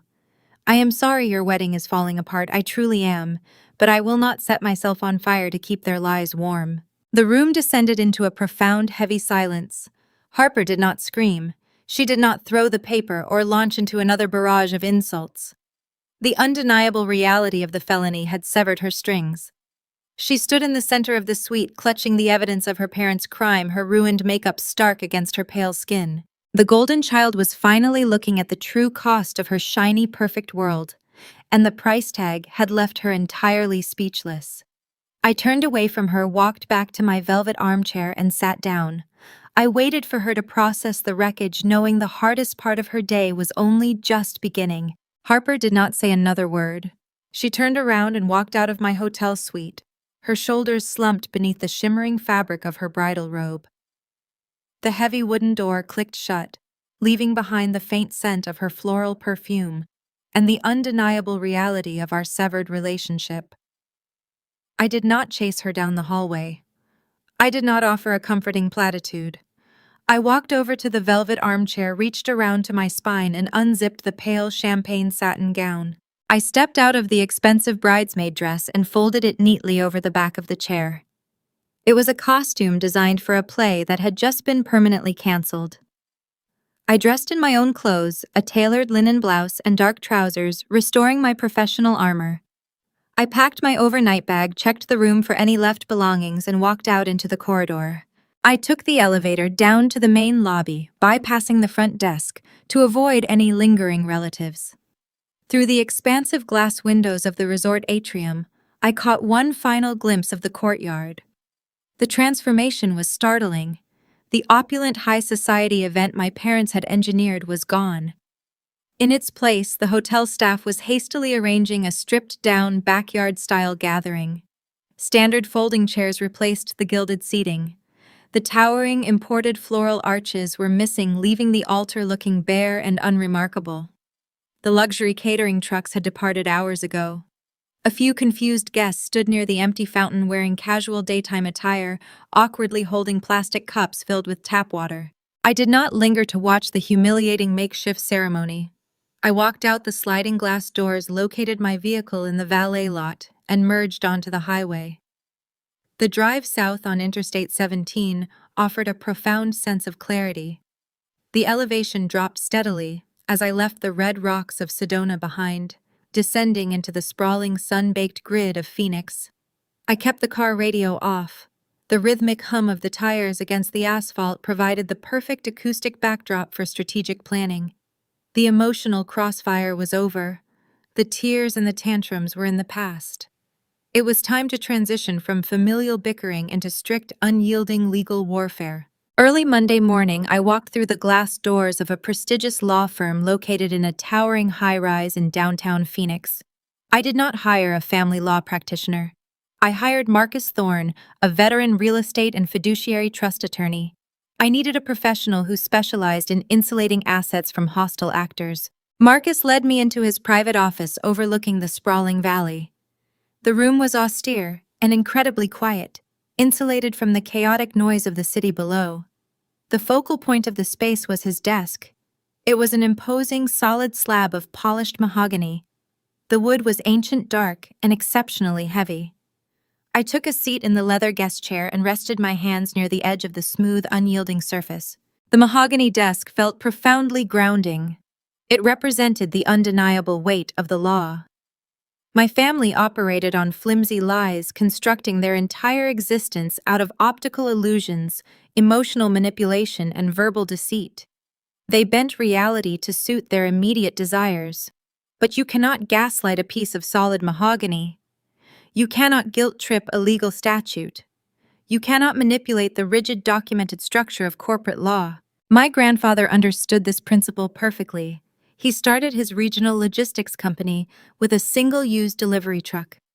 He built his wealth through decades of verifiable, honest labor and documented transactions. He trusted binding contracts, not empty promises. By executing my current strategy, I was not acting out of vindictive spite. I was honoring his legacy. I was utilizing professional risk mitigation to sever myself from a parasitic structure designed to exploit his hard work. Marcus adjusted his silver-framed glasses and reviewed the printed documents I slid across the desk. He examined the forged loan contract, the emergency freeze confirmation from Sterling Fiduciary Management, and the digital signature analysis. His expression remained entirely clinical, betraying no judgment regarding the personal nature of the betrayal. "Your rapid intervention on Friday evening was tactically flawless," Marcus stated, interlacing his fingers over the file folder. "By initiating the hard freeze directly with the fraud division, you prevented the disbursement from clearing the secondary merchant gateways. However, maintaining your position as co-trustee, while your parents are under active criminal investigation, presents a lingering liability." "That is exactly why I am here," I replied, matching his professional cadence. I want to initiate the formal removal of myself as the fiduciary officer. I want my name completely detached from the Sullivan Family Trust. Marcus nodded slowly, anticipating the hidden trap within that request. If you simply resign today, your father, acting as the primary beneficiary, could petition the probate court to appoint a new compliant fiduciary. He could install a friend or a sympathetic relative to authorize the debt, retroactively effectively burying the forgery. I leaned forward, pressing my fingertips against the cool, polished wood. I do not want to just resign, Marcus. I want you to file an irrevocable affidavit of fraud prior to submitting my resignation. I want a binding legal injunction placed on that specific $45,000 loan. Marcus smiled, a tight, approving gesture. He understood the architecture of my plan. By legally codifying the fraud before stepping down, I would ensure the loan could never be absorbed by the general ledger of the trust. I was building a firewall. The debt would be permanently quarantined, converting it into a personal, unsecured liability tied directly to the Social Security numbers of Richard and Barbara Sullivan. If the bank sought restitution, they could only pursue my parents' personal assets. We will draft the affidavit immediately, Marcus confirmed, pulling a fresh legal pad toward him. We will stipulate that your resignation is a direct consequence of the primary beneficiary engaging in identity theft. This maneuver fully indemnifies you from any future fallout regarding the compromised credit line. I spent the next 2 hours sitting in the quiet office reviewing the drafts Marcus prepared. There was no shouting. There was no whispered bargaining or desperate guilt trips. The conflict was reduced to black ink on white paper categorized by clauses, stipulations, and liability waivers. This cold administrative execution of consequences was far more devastating than any argument I could have waged in a resort courtyard. A licensed notary entered the office just before noon. She asked me to verify my identity, inspecting my driver's license with professional scrutiny. I signed the affidavit of fraud first, my signature sharp-angled and undeniably genuine. I signed the formal resignation papers second. The notary pressed her heavy metal embosser into the corner of each page. The loud, definitive crunch of the seal echoed in the quiet room. It was done. The perimeter was secure. The liability was permanently shifted to the perpetrators, and my legal duty to the toxic ecosystem was officially terminated. I thanked Marcus for his precision, shook his hand, and walked out of the office. I rode the elevator down to the ground floor, stepping out of the air-conditioned lobby into the blazing Phoenix heat. The midday sun beat down on the concrete pavement, bright and unforgiving. I felt an incredible sense of lightness, as if a weighted vest had been unbuckled and left behind on that mahogany desk. I navigated through the underground parking garage, locating my vehicle in the dim light. I unlocked the door and slid into the driver's seat. I started the engine, letting the air conditioning wash over my face before shifting into gear. I reached into my purse to retrieve my sunglasses. My fingers brushed against my smartphone. I pulled the device out, intending to silence the ringer for the drive home. The screen was illuminated. A cascade of digital notifications flooded the lock screen, stacking rapidly one on top of the other. The alerts were not from banking institutions or legal counsel. They were social media tags, direct messages, and group chat pings from aunts, uncles, and distant cousins. The top notification preview caught my eye. It was a public post authored by my mother. When toxic people lose their financial control over you, their immediate reflex is to seize control of the narrative. My parents had realized their banking access was permanently revoked. They recognized the legal trap I had just locked them inside. Bereft of my credit score, they had transitioned to a new battlefield, deploying their final remaining weapon. The social warfare had begun, and they were banking on a lifetime of conditioned silence to secure their victory. I pulled my vehicle into the designated parking space beneath my condominium building in central Phoenix. The concrete garage was cool and shadowy, offering a stark barrier against the relentless afternoon sun. I turned the ignition off, letting the engine hum fade into silence. For a moment, I just sat behind the steering wheel, gripping the leather cover, listening to the quiet. The legal maneuvers of the morning were complete. The mahogany desk of my attorney had provided a solid anchor. Now the battle was migrating from the structured realm of corporate law into the chaotic, unregulated arena of public opinion. I gathered my leather tote bag from the passenger seat. It contained the heavy manila folders holding my irrevocable resignation and the notarized affidavit of fraud. I walked toward the elevator, the heels of my shoes echoing rhythmically against the concrete floor. The ride up to my floor was smooth and fast. I unlocked my front door, stepping into the familiar sanctuary of my home. The air conditioning was set to a crisp temperature, smelling faintly of the lavender diffuser resting on the entryway console. I dropped my keys into a small ceramic bowl and walked into the kitchen. The space was modern and minimalist, featuring clean lines and unblemished surfaces. I placed my tote bag on the polished granite island. I reached inside to retrieve my phone, intending to place the device on its charging stand. The screen was brightly illuminated. A sharp, cheerful chime sounded from the speaker. Then another, then three more in rapid succession. The cheerful notification tones stood in jarring contrast to the digital ambush unfolding across my display. The alerts were generated by a social media application. The icons revealed a sudden influx of activity from my extended family network. Aunts, uncles, and distant cousins from my mother's side of the family tree were engaging with a newly published narrative. I swiped the screen open and tapped the blue icon. The application loaded, bringing my mother's profile page to the forefront. Barbara Sullivan had authored a lengthy, meticulously crafted post. It was a masterpiece of creative fiction, adorned with digital emojis of broken hearts and folded praying hands. She had attached a photograph of Harper from a previous dress fitting, capturing the bride looking wistful and innocent in a cascade of white tulle. I read the text slowly, analyzing the syntax and the underlying strategy. My mother did not mention the $45,000 personal loan. She omitted the forged signature. She entirely erased the existence of the fiduciary trust lockdown. Instead, she framed the devastating failure of the wedding weekend as a Shakespearean tragedy engineered by a cruel, envious sibling. It breaks a mother's heart to share this. The post began dripping with performative sorrow.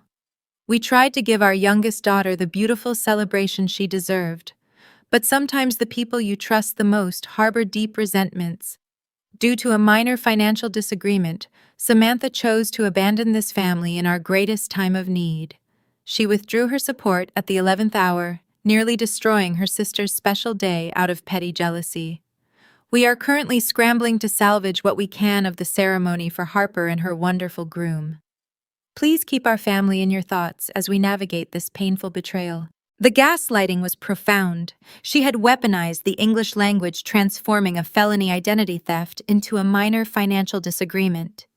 She had twisted my self-preservation into an act of vindictive abandonment.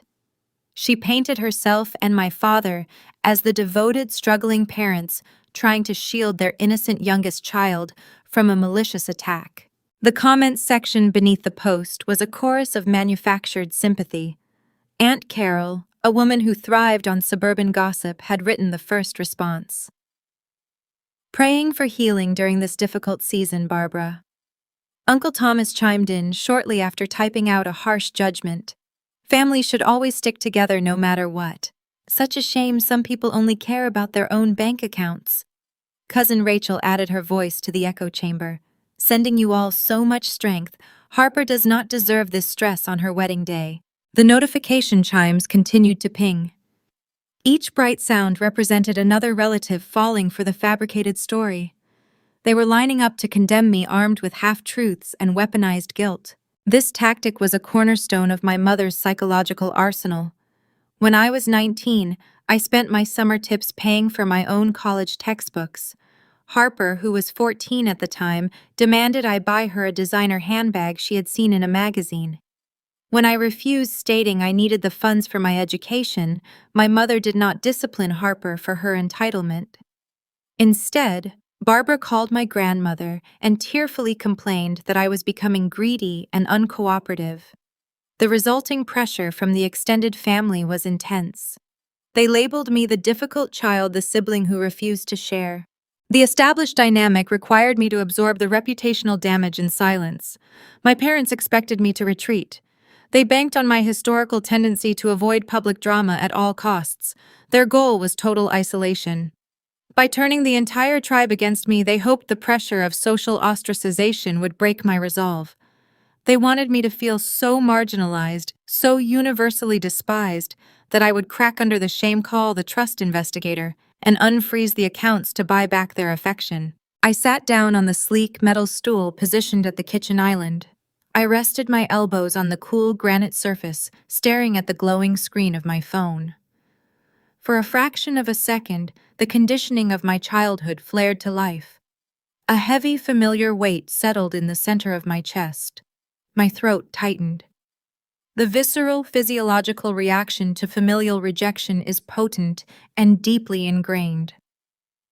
A quiet voice in the back of my mind whispered the old, dangerous lies. It told me that maybe I was being too harsh. It suggested that if I just authorized the loan, the public shaming would stop, the comments would disappear, and the painful isolation would end. I closed my eyes. I took a slow, deep breath, pulling the chilled air of my condominium into my lungs. I held the breath for 3 seconds, then exhaled steadily. I opened my eyes. The brief flash of childhood guilt evaporated, banished by the cold, unforgiving light of my professional training. I was not a 19-year-old college student being bullied over a designer handbag. I was a senior risk underwriter who had just secured an irrevocable affidavit of fraud. I looked at the digital comments cascading down my screen, praying for healing, sending strength. Such a shame. My mother was attempting to fight a legal war using emotional ammunition. She was building a fortress out of tears, omissions, and sympathetic emojis. It was a strategy designed for a different era, a tactic that only works if the opposing party is willing to play by the rules of polite societal silence. She assumed I would preserve the family secrets. She assumed I would never air our private financial laundry in a public forum. But she had underestimated the profound liberation that comes with stepping away from a toxic ecosystem. I had already severed the legal and financial tethers. I had nothing left to lose in the court of their public opinion. I realized that fighting a fabricated narrative with defensive paragraphs or emotional pleas was a useless endeavor.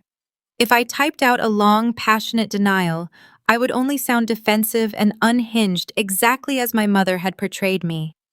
I would be playing her game on her terms.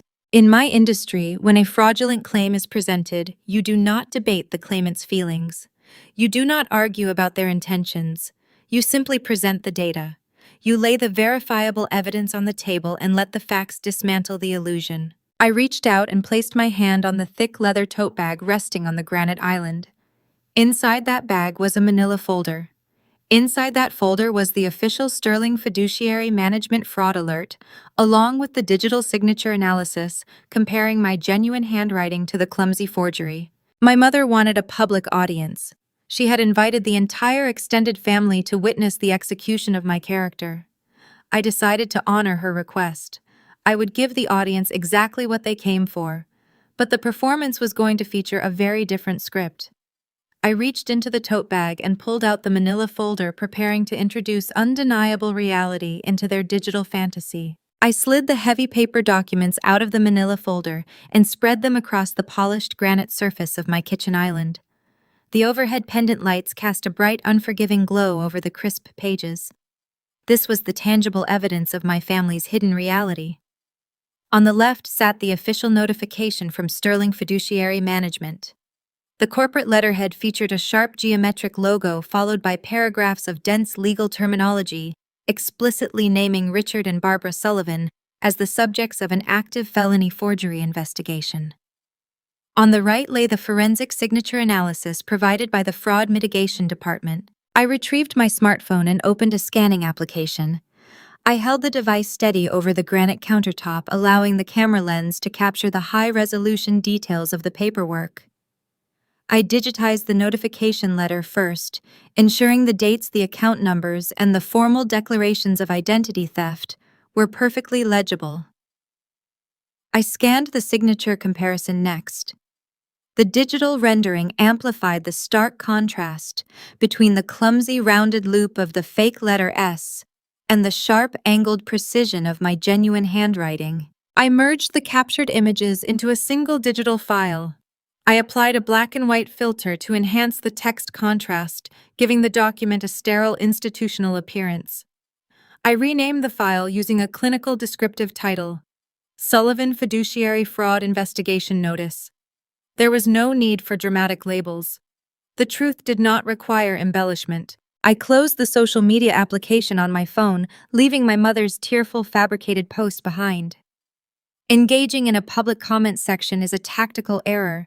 It reduces factual reality to a matter of opinion, inviting bystanders to debate your boundaries based on their own emotional biases. I needed a venue where the data could not be buried under a cascade of sympathetic emojis. I opened my primary messaging application and scrolled down to locate a specific thread. The group chat was titled Sullivan Clan Updates. It included 22 extended family members encompassing aunts, uncles, and older cousins from across the country. Historically, this digital space was reserved for sharing mundane domestic updates. Uncle Thomas used it to circulate unimpressive photographs of his backyard barbecue setup. Aunt Carol utilized it to organize the annual Thanksgiving potluck assignments. Today, however, the notification badge on the thread indicated a high volume of recent activity. The chat had morphed into a secondary echo chamber for my mother's smear campaign. I scrolled through the unread messages, watching my relatives react to the ongoing disaster occurring in Sedona. Aunt Carol had typed a lengthy paragraph lamenting the cancellation of the catering services. She called the situation a senseless tragedy, suggesting I needed professional help to deal with my deep-seated resentments. Uncle Thomas agreed, adding that my generation lacked any concept of loyalty or sacrifice. Cousin Rachel posted a link to a generic article about forgiving toxic family members, directing the passive-aggressive advice squarely at me. They were operating on the assumption that my parents were innocent victims of an arbitrary, vindictive tantrum. I rested my fingertips on the digital keyboard. I did not type a passionate defense of my character. I did not demand apologies or threaten to cut them off. The goal of this counterstrike was not to win their affection. The goal was to permanently dismantle the false narrative insulating my parents from accountability. I tapped the attachment icon and selected the newly created file from my digital storage. The document icon appeared in the chat interface. I added a single neutral sentence to accompany the transmission. For clarity regarding the sudden cancellation of the wedding events, please review the attached formal investigation notice regarding the unauthorized $45,000 loan drawn against the family trust. I did not add a greeting. I did not include a closing sentiment. I pressed the send button. A small blue progress bar appeared at the top of the screen tracking the upload. It filled rapidly, and the message popped into the shared stream. It sat there, a stark, clinical block of text, resting beneath Aunt Carol's paragraphs of manufactured outrage. I leaned my elbows on the granite countertop and watched the screen. The application interface featured small circular icons indicating which members had read the latest message. Within 10 seconds, half a dozen icons cascaded to the bottom of the thread. The raid receipts registered immediately. The audience was active, their phones undoubtedly buzzing in their hands as they sat in hotel rooms or airport terminals waiting for updates on the ruined wedding. 3 animated gray typing bubbles appeared simultaneously on the left side of my screen. Aunt Carol was typing, Uncle Thomas was typing, Cousin Rachel was typing. I observed the pulsing gray dots with detached fascination. I knew exactly what was happening in those first few seconds. They had read my single sentence, but they had not yet opened the attached file. Their initial reflex was to scold me. They were drafting rapid, knee-jerk responses, preparing to chastise me for bringing a private financial dispute into a family channel. They wanted to remind me that money should never eclipse the importance of a bridal celebration. They were rushing to defend the hierarchy. Then the inevitable occurred. They tapped the attachment. The PDF opened on their screens. The typing bubbles froze. The visual evidence required no legal interpretation. The imposing corporate letterhead established immediate authority. The bold text identifying my parents as subjects of a felony probe shattered the illusion of a minor disagreement. But the most devastating component was the second page. The side-by-side signature comparison was undeniable. Even a passing glance revealed the crude nature of the forgery. My relatives were staring at concrete proof that Richard and Barbara Sullivan had committed identity theft against their own daughter to finance a luxury party. The animated dots belonging to Aunt Carol vanished from the screen. A moment later, the indicator for Uncle Thomas disappeared. Cousin Rachel stopped typing. The group chat went dead silent. The digital silence was profound, heavy, and exquisite. No one offered a defense. No one typed a prayer for healing. No one shared a link about forgiveness. In a venue governed by timestamps, corporate headers, and verifiable data, emotional manipulation lost all of its oxygen. The relatives realized they had spent the entire morning publicly defending individuals who had committed a severe financial crime. The embarrassment they intended to inflict upon me transferred instantaneously onto their own shoulders. By dropping the truth into a shared, inescapable space, I permanently stripped my parents of their victim status. My mother's Facebook post remained active on her profile, but it was now a monument to her delusion. She could no longer control the flow of information. The relatives would undoubtedly screen capture the PDF and circulate it through their own private channels. The undeniable proof would spread through the extended family faster than any rumor. The false narrative was annihilated. My parents were now isolated inside their own lies, surrounded by a family network that finally recognized the rotting criminal foundation beneath their affluent facade. They had gambled their reputation on my historical silence, and they had lost the wager in a matter of seconds. I set my smartphone face down on the kitchen island. I walked over to the refrigerator, retrieved a glass bottle of chilled water, and poured a tall glass. I took a slow sip, feeling the cool liquid soothe my throat. The social smear campaign had failed. The emotional extortion was neutralized. I had successfully insulated my character from their desperate attacks. However, the legal consequences were still pending. The digital warfare was merely a secondary skirmish. The primary conflict remained tied to the $45,000 liability now anchored firmly to my parents' names. The bank investigator at Sterling Fiduciary Management would proceed with the formal inquiry. The vendors in Sedona would demand restitution for their bounced checks and wasted inventory. The financial pressure was going to compound rapidly, forcing my parents out of their denial and into a structured legal environment where tears and fake smiles hold zero currency. The final confrontation was inevitable. My parents would be summoned to a formal meeting to untangle the mess they created. They would sit across a conference table facing the cold administrative execution of the law, and they would have to face me, the daughter they thought they could exploit without consequence. I set my glass down on the counter, feeling calm, focused, and entirely prepared for the closing act. The 2 weeks following the canceled wedding elapsed with agonizing slowness for my family. But for me, they passed with the crisp efficiency of a well-managed audit. The chaotic dust of the Sedona disaster settled, leaving behind a rigid landscape of legal consequences. The final confrontation did not occur in a luxury resort courtyard or a fragrant marble restroom. It took place inside a glass-walled conference room on the 40th floor of Marcus Thorne's downtown Phoenix law firm. I sat beside Marcus at a long rectangular table carved from pale birch wood. The floor-to-ceiling windows offered a sweeping panoramic view of the Sonoran Desert. The sky outside was an uninterrupted expanse of blinding blue, offering no shade and no shelter. The environment inside the room mirrored the exterior. It was bright, sterile, and entirely devoid of emotional hiding places. At precisely 2 o'clock in the afternoon, the heavy glass door swung open. My parents entered the room, flanked by their legal counsel. I observed Richard and Barbara closely as they took their seats across the table. The past 14 days had enacted a severe toll on their physical appearance. The curated illusion of effortless wealth was gone. My father wore a suit that hung loosely on his frame, suggesting a sudden significant weight loss.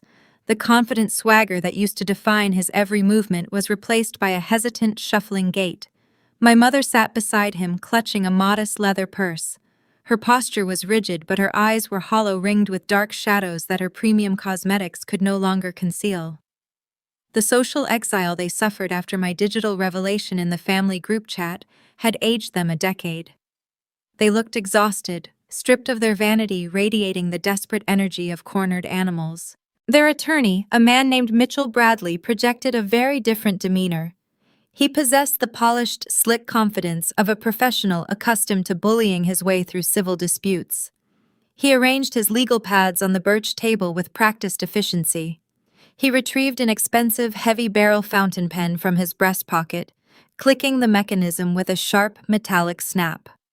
He unscrewed the cap and prepared to take notes, clearly expecting to mediate a standard, emotionally charged familial disagreement over shared assets. My parents had evidently continued their pattern of deceit, feeding their own lawyer a sanitized version of events.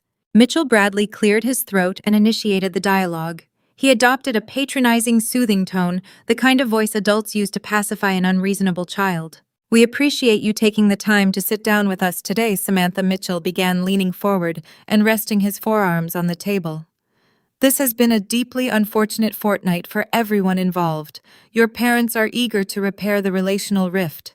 We are here to discuss a pragmatic path forward regarding the frozen fiduciary accounts. The current restriction is causing undue hardship on Richard's business operations. We propose a mutual lifting of the institutional freeze, followed by a structured private repayment plan for the contested loan funds."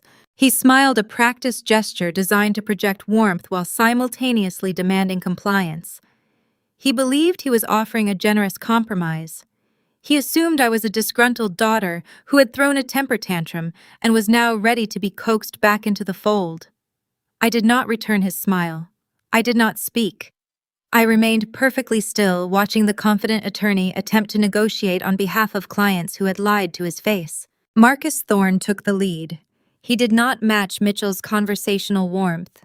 He operated with the cold precision of a surgeon holding a scalpel. "Mr. Bradley," Marcus stated, his voice flat and commanding, "my client has no interest in relational repairs or private repayment schedules. The institutional freeze enacted by Sterling Fiduciary Management is permanent. Samantha has submitted her irrevocable resignation as co-trustee effective immediately upon the filing of the documents contained in this folder." Marcus slid a thick manila folder across the smooth surface of the birch table. It stopped precisely in front of Mitchell. The opposing counsel frowned, his polished demeanor cracking slightly. "Resignation is a premature step, Thorne. If your client steps down, my clients will simply petition the probate court to appoint a substitute fiduciary to authorize the existing ledger items." "You misunderstand the sequence of events," Marcus countered. "Please open the file. Review the primary document." Mitchell opened the folder. He extracted the top page. It was the notarized affidavit of fraud detailing the exact nature of the $45,000 personal loan. The document explicitly stated that my resignation was the direct consequence of the primary beneficiary committing felony identity theft. Mitchell read the paragraphs in silence. I watched his eyes track back and forth across the page. He reached for the second document in the stack. It was the forensic signature analysis provided by the bank, displaying the side-by-side comparison of my genuine handwriting against my mother's clumsy forgery. The visual evidence was glaring.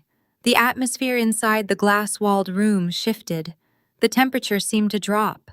Mitchell Bradley stopped reading. He stared at the forensic analysis for a long, agonizing moment. Then he performed a single defining action. He picked up his expensive fountain pen. He did not write a counteroffer. He did not jot down a negotiation strategy. He pressed his thumb against the top mechanism. Click. The sharp sound of the pen retracting echoed like a gunshot in the silent room. Mitchell set the writing instrument down on the table and slid it slowly away from his legal pad. He pushed his chair back, distancing himself physically from Richard and Barbara. The attorney realized he was not mediating a civil misunderstanding. He was sitting next to two individuals who had committed a Class 4 felony under Arizona state law, and they had concealed that vital fact from their own legal representation. "You submitted a forged credit application to a federal banking institution," Mitchell stated, turning his head slowly to look at my father. His voice was no longer patronizing or warm. It was laced with professional outrage and self-preservation. "You told me this was a simple administrative error regarding authorized user access." My father swallowed hard, his Adam's apple bobbing in his throat. We intended to pay it back, Mitchell. The bank was just moving too slowly. It was a victimless shortcut. It is identity theft, Richard, his lawyer snapped, abandoning all pretense of a unified front. It is a severe criminal offense. My firm does not suborn perjury, and we do not represent clients who hide active felony investigations from their counsel during civil proceedings. My mother began to cry. It was not the performative, manipulated weeping she employed in the resort restroom. These were genuine tears of profound terror. The fortress of their denial had finally crumbled, exposing them to the harsh, unforgiving light of the judicial system. I leaned forward, resting my hands on the pale birch wood. I directed my gaze entirely at my parents. The time for intermediaries had ended. "I am holding the power to send both of you to a state correctional facility," I said, maintaining a steady conversational volume. "If Marcus forwards this affidavit to the district attorney, you will be indicted. You will lose your business, your sprawling house, and whatever shred of social dignity you have left." Richard stared at me, his eyes wide, his breathing shallow and rapid. "What do you want, Samantha?" "I want to sever this connection permanently," I replied. "I will withhold the criminal referral on one condition. You will sign a binding assumption of liability agreement today." Marcus retrieved a secondary document from his briefcase and passed it to Mitchell, who reviewed it with clinical detachment before sliding it toward my father. I outlined the terms without a trace of sympathy. "You will legally absorb the entirety of the $45,000 principal. Because this loan was secured through fraudulent means, you are no longer eligible for the preferred fiduciary interest rate. The debt is being converted into a high-risk personal penalty loan, accruing interest at 24% annually. You are required to liquidate your individual retirement accounts to satisfy the immediate balance within 30 days. My mother gasped, pressing her hands against her face. "Liquidate our retirement accounts. We will incur devastating early withdrawal penalties. We will have nothing left to live on. We will be ruined. You built a trap designed to ruin my financial future to pay for a party," I stated, my voice echoing the cold logic of the Arizona desert outside the window. "You are simply getting caught in your own snare. Sign the assumption of liability, or Marcus dials the authorities. The choice is yours." The silence that followed was suffocating. They looked at their attorney, begging for a miraculous loophole. Mitchell Bradley offered nothing. He sat with his arms crossed, silently urging them to take the lifeline I was offering to avoid prison time. My father's hands shook violently as he reached across the table. He picked up the heavy barrel fountain pen his lawyer had discarded.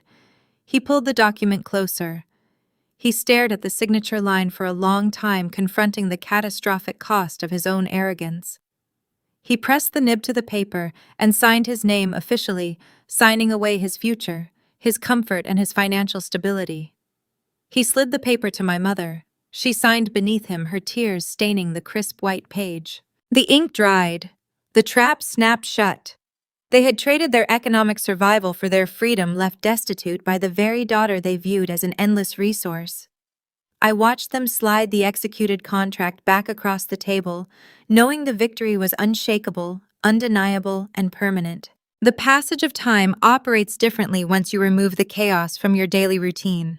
6 months have elapsed since the ink dried on the assumption of liability contract inside Marcus Thorne's glass-walled office. The transition from late spring into the heart of the Arizona autumn brought a noticeable shift in the desert climate, mirroring the profound change within my own existence.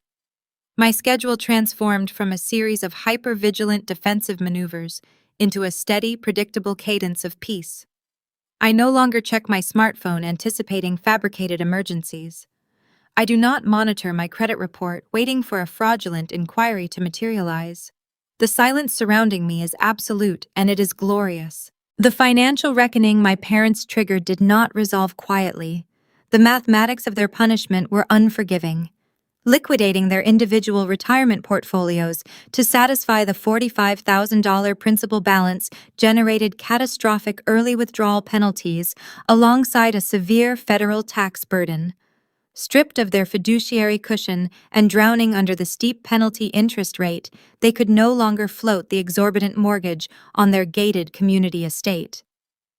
The property was listed and sold at a significant loss, just to cover the remaining vendor invoices from the canceled Sedona reception. Richard and Barbara Sullivan downsized to a modest two-bedroom apartment on the outskirts of Mesa. The country club memberships were revoked due to unpaid dues. The luxury sports utility vehicles were returned to the dealership. To manage the residual debt, my father took a position as a floor manager at a regional hardware chain. He spends his days walking concrete aisles in a bright orange vest, answering customer questions about plumbing fixtures and power tools. My mother, who had not held formal employment in 3 decades, found work as a receptionist at a local dental clinic. She spends her afternoons answering phones and scheduling cleanings. They are both well past the traditional retirement age, clocking hourly wages to pay for an illusion they could never afford. Their former wealthy acquaintances quickly distanced themselves, treating my parents' social downfall like a contagious disease. The fallout extended rapidly to the golden child. Harper did not get her 2 weeks in a Maldivian overwater villa. The Caldwell family, horrified by the public exposure of the felony forgery and the resulting scandal, immediately mobilized their own legal team. They insisted their son sign a rigorous post-nuptial agreement, insulating their generational wealth from the Sullivan name. The marriage, built on a foundation of aesthetic perfection and bottomless spending, began fracturing under the strain of strict budgets. Harper is currently navigating a life where she has to check price tags before placing items in her grocery cart, a reality she considers an unbearable cruelty. Her social media profiles, once a carefully curated gallery of expensive dinners and designer clothing hauls, have gone dormant. The glamorous bride was replaced by a woman trapped in a tense household, scrutinized by in-laws who view her entire bloodline as a severe corporate liability. We have not spoken a single word to each other since she walked out of my hotel suite that morning in Sedona. I blocked her number. I blocked her accounts. I closed the door and threw away the key. I am sitting on the back patio of my condominium. The concrete pavers are still radiating a faint, comforting heat from the afternoon sun. I hold a ceramic mug of dark roast coffee between my hands. The ceramic is thick and warm against my palms, grounding me in the present moment. I trace the smooth rim with my thumb, feeling the solid, undeniable reality of the object. There is no anxiety thrumming in my chest. There is no waiting for the other shoe to drop. I look out toward the eastern horizon. The Superstition Mountains rise abruptly from the desert floor, their jagged peaks painted in brilliant shades of violet, burnt orange, and deep crimson by the setting sun. The landscape is rugged, ancient, and unyielding. It reminds me of the boundaries I finally learned to enforce. For years I confused enduring abuse with familial loyalty. I thought strength meant carrying an ever-increasing load, absorbing the financial and emotional blows to keep the peace. I believed my primary purpose was to function as a shock absorber for their reckless choices. I thought that if I just worked hard enough, paid enough bills, and remained quiet enough, I would eventually earn their respect. But true resilience is not about carrying the burdens of individuals who view you as a disposable resource. Real fortitude requires the courage to set the heavy luggage down on the floor and walk out the door. It is the conscious decision to stop participating in a rigged game where the rules are constantly rewritten to ensure your defeat. I spent 34 years attempting to earn a seat at a table that I was secretly funding. When I finally stopped paying the admission fee, the table collapsed under its own hollow weight. I do not feel guilt over the ruins left behind. I feel an incredible, expansive lightness. There was never a tearful apology. There was no cinematic reconciliation where my parents recognized my inherent value and begged for forgiveness. People who steal your identity to finance a party do not possess the emotional capacity for genuine remorse. They only regret losing their access to your capital. They are sorry they got caught, not sorry for the betrayal. I have accepted that undeniable fact completely. You cannot heal a relationship with people who prefer the comfortable lie over the uncomfortable truth. I take a slow sip of the coffee. The dark roast is bold, complex, and slightly bitter, leaving a clean finish. I set the mug down on the wrought iron patio table. I think about the thick manila folders resting in my locked filing cabinet inside the home office. Those folders contain the legal documents that secured my freedom, the notarized affidavits, and the forensic signature analyses. The ink on those pages is dry. The digital files are encrypted on a secure server. The threat has been neutralized, categorized, and permanently filed away. My days now belong entirely to me. I wake up early and review risk assessment portfolios for my corporate clients, utilizing my sharp analytical skills to protect legitimate institutions. I take weekend trips to hike the northern trails without checking my phone for frantic demands. I am building a savings account that no one else can access. I am constructing a life built on transparency, hard work, and verifiable integrity. The evening air cools rapidly as the sun dips below the horizon line, casting the desert into twilight. The street lamps in the distance flicker to life, illuminating the quiet neighborhood. I lean back in my patio chair, crossing my legs, feeling a profound sense of satisfaction wash over me. The chaos is gone. The manipulation has been eradicated. My name is Samantha Sullivan. I am 34 years old. I am a senior risk underwriter living in Arizona. I survived decades of psychological extortion by learning to trust the data over the drama. I learned that you do not owe your future to the people who provided your past, especially when they view your success as their personal checking account. My credit score is pristine. My conscience is clear. My signature belongs solely to me. No one will ever wield it again. And that concludes my story. If you listened this far, thank you for your time. Have you ever had to draw a hard line with relatives who treated you like a financial safety net? Have you ever walked away from a toxic dynamic and found peace in the silence that followed? Drop your experiences in the comments section below. I read every single one of them. Remember to subscribe to Elderly Stories for more narratives about reclaiming your life. Never let anyone else hold the pen when it is time to write your future. In America, we are raised on a very specific, deeply ingrained mythology about family. We are taught from a young age that blood is thicker than water, and that unconditional love fundamentally requires unconditional support. We consume countless stories where the holiday dinner table is the ultimate place of redemption, where every profound betrayal is eventually smoothed over by shared memories and tearful, heartfelt apologies. But what happens when the people sitting across that table aren't looking at you as a cherished relative? What happens when they look at your hard-earned stability and see only a safety net, an endless credit line, or a signature waiting to be forged? The story of Samantha Sullivan is far more than a cautionary tale about a $45,000 wedding loan or a frozen fiduciary trust. It is a profound reflection on the invisible toxic contracts we are sometimes forced into simply by existing in a certain household. In our culture, the good, reliable child is rarely rewarded with respect. Instead, they are rewarded with an ever-increasing burden. You hustle, you finance your own education, you build that pristine credit score, the ultimate modern badge of American independence. Yet the twisted reward for your unyielding competence is often the expectation that you will quietly subsidize the recklessness of the golden child. The defining lesson here is the stark difference between familial loyalty and self-erasure. For decades, Samantha was conditioned to believe that keeping the peace meant silently absorbing the cost of her parents' vanity. But true strength, the kind that ultimately saves you, doesn't look like a dramatic, tear-filled screaming match in a luxury resort courtyard. It looks like quiet, unyielding boundaries. It looks like the sudden, chilling realization that the concept of family first should never require you to set your own future on fire just to keep someone else's delusions warm.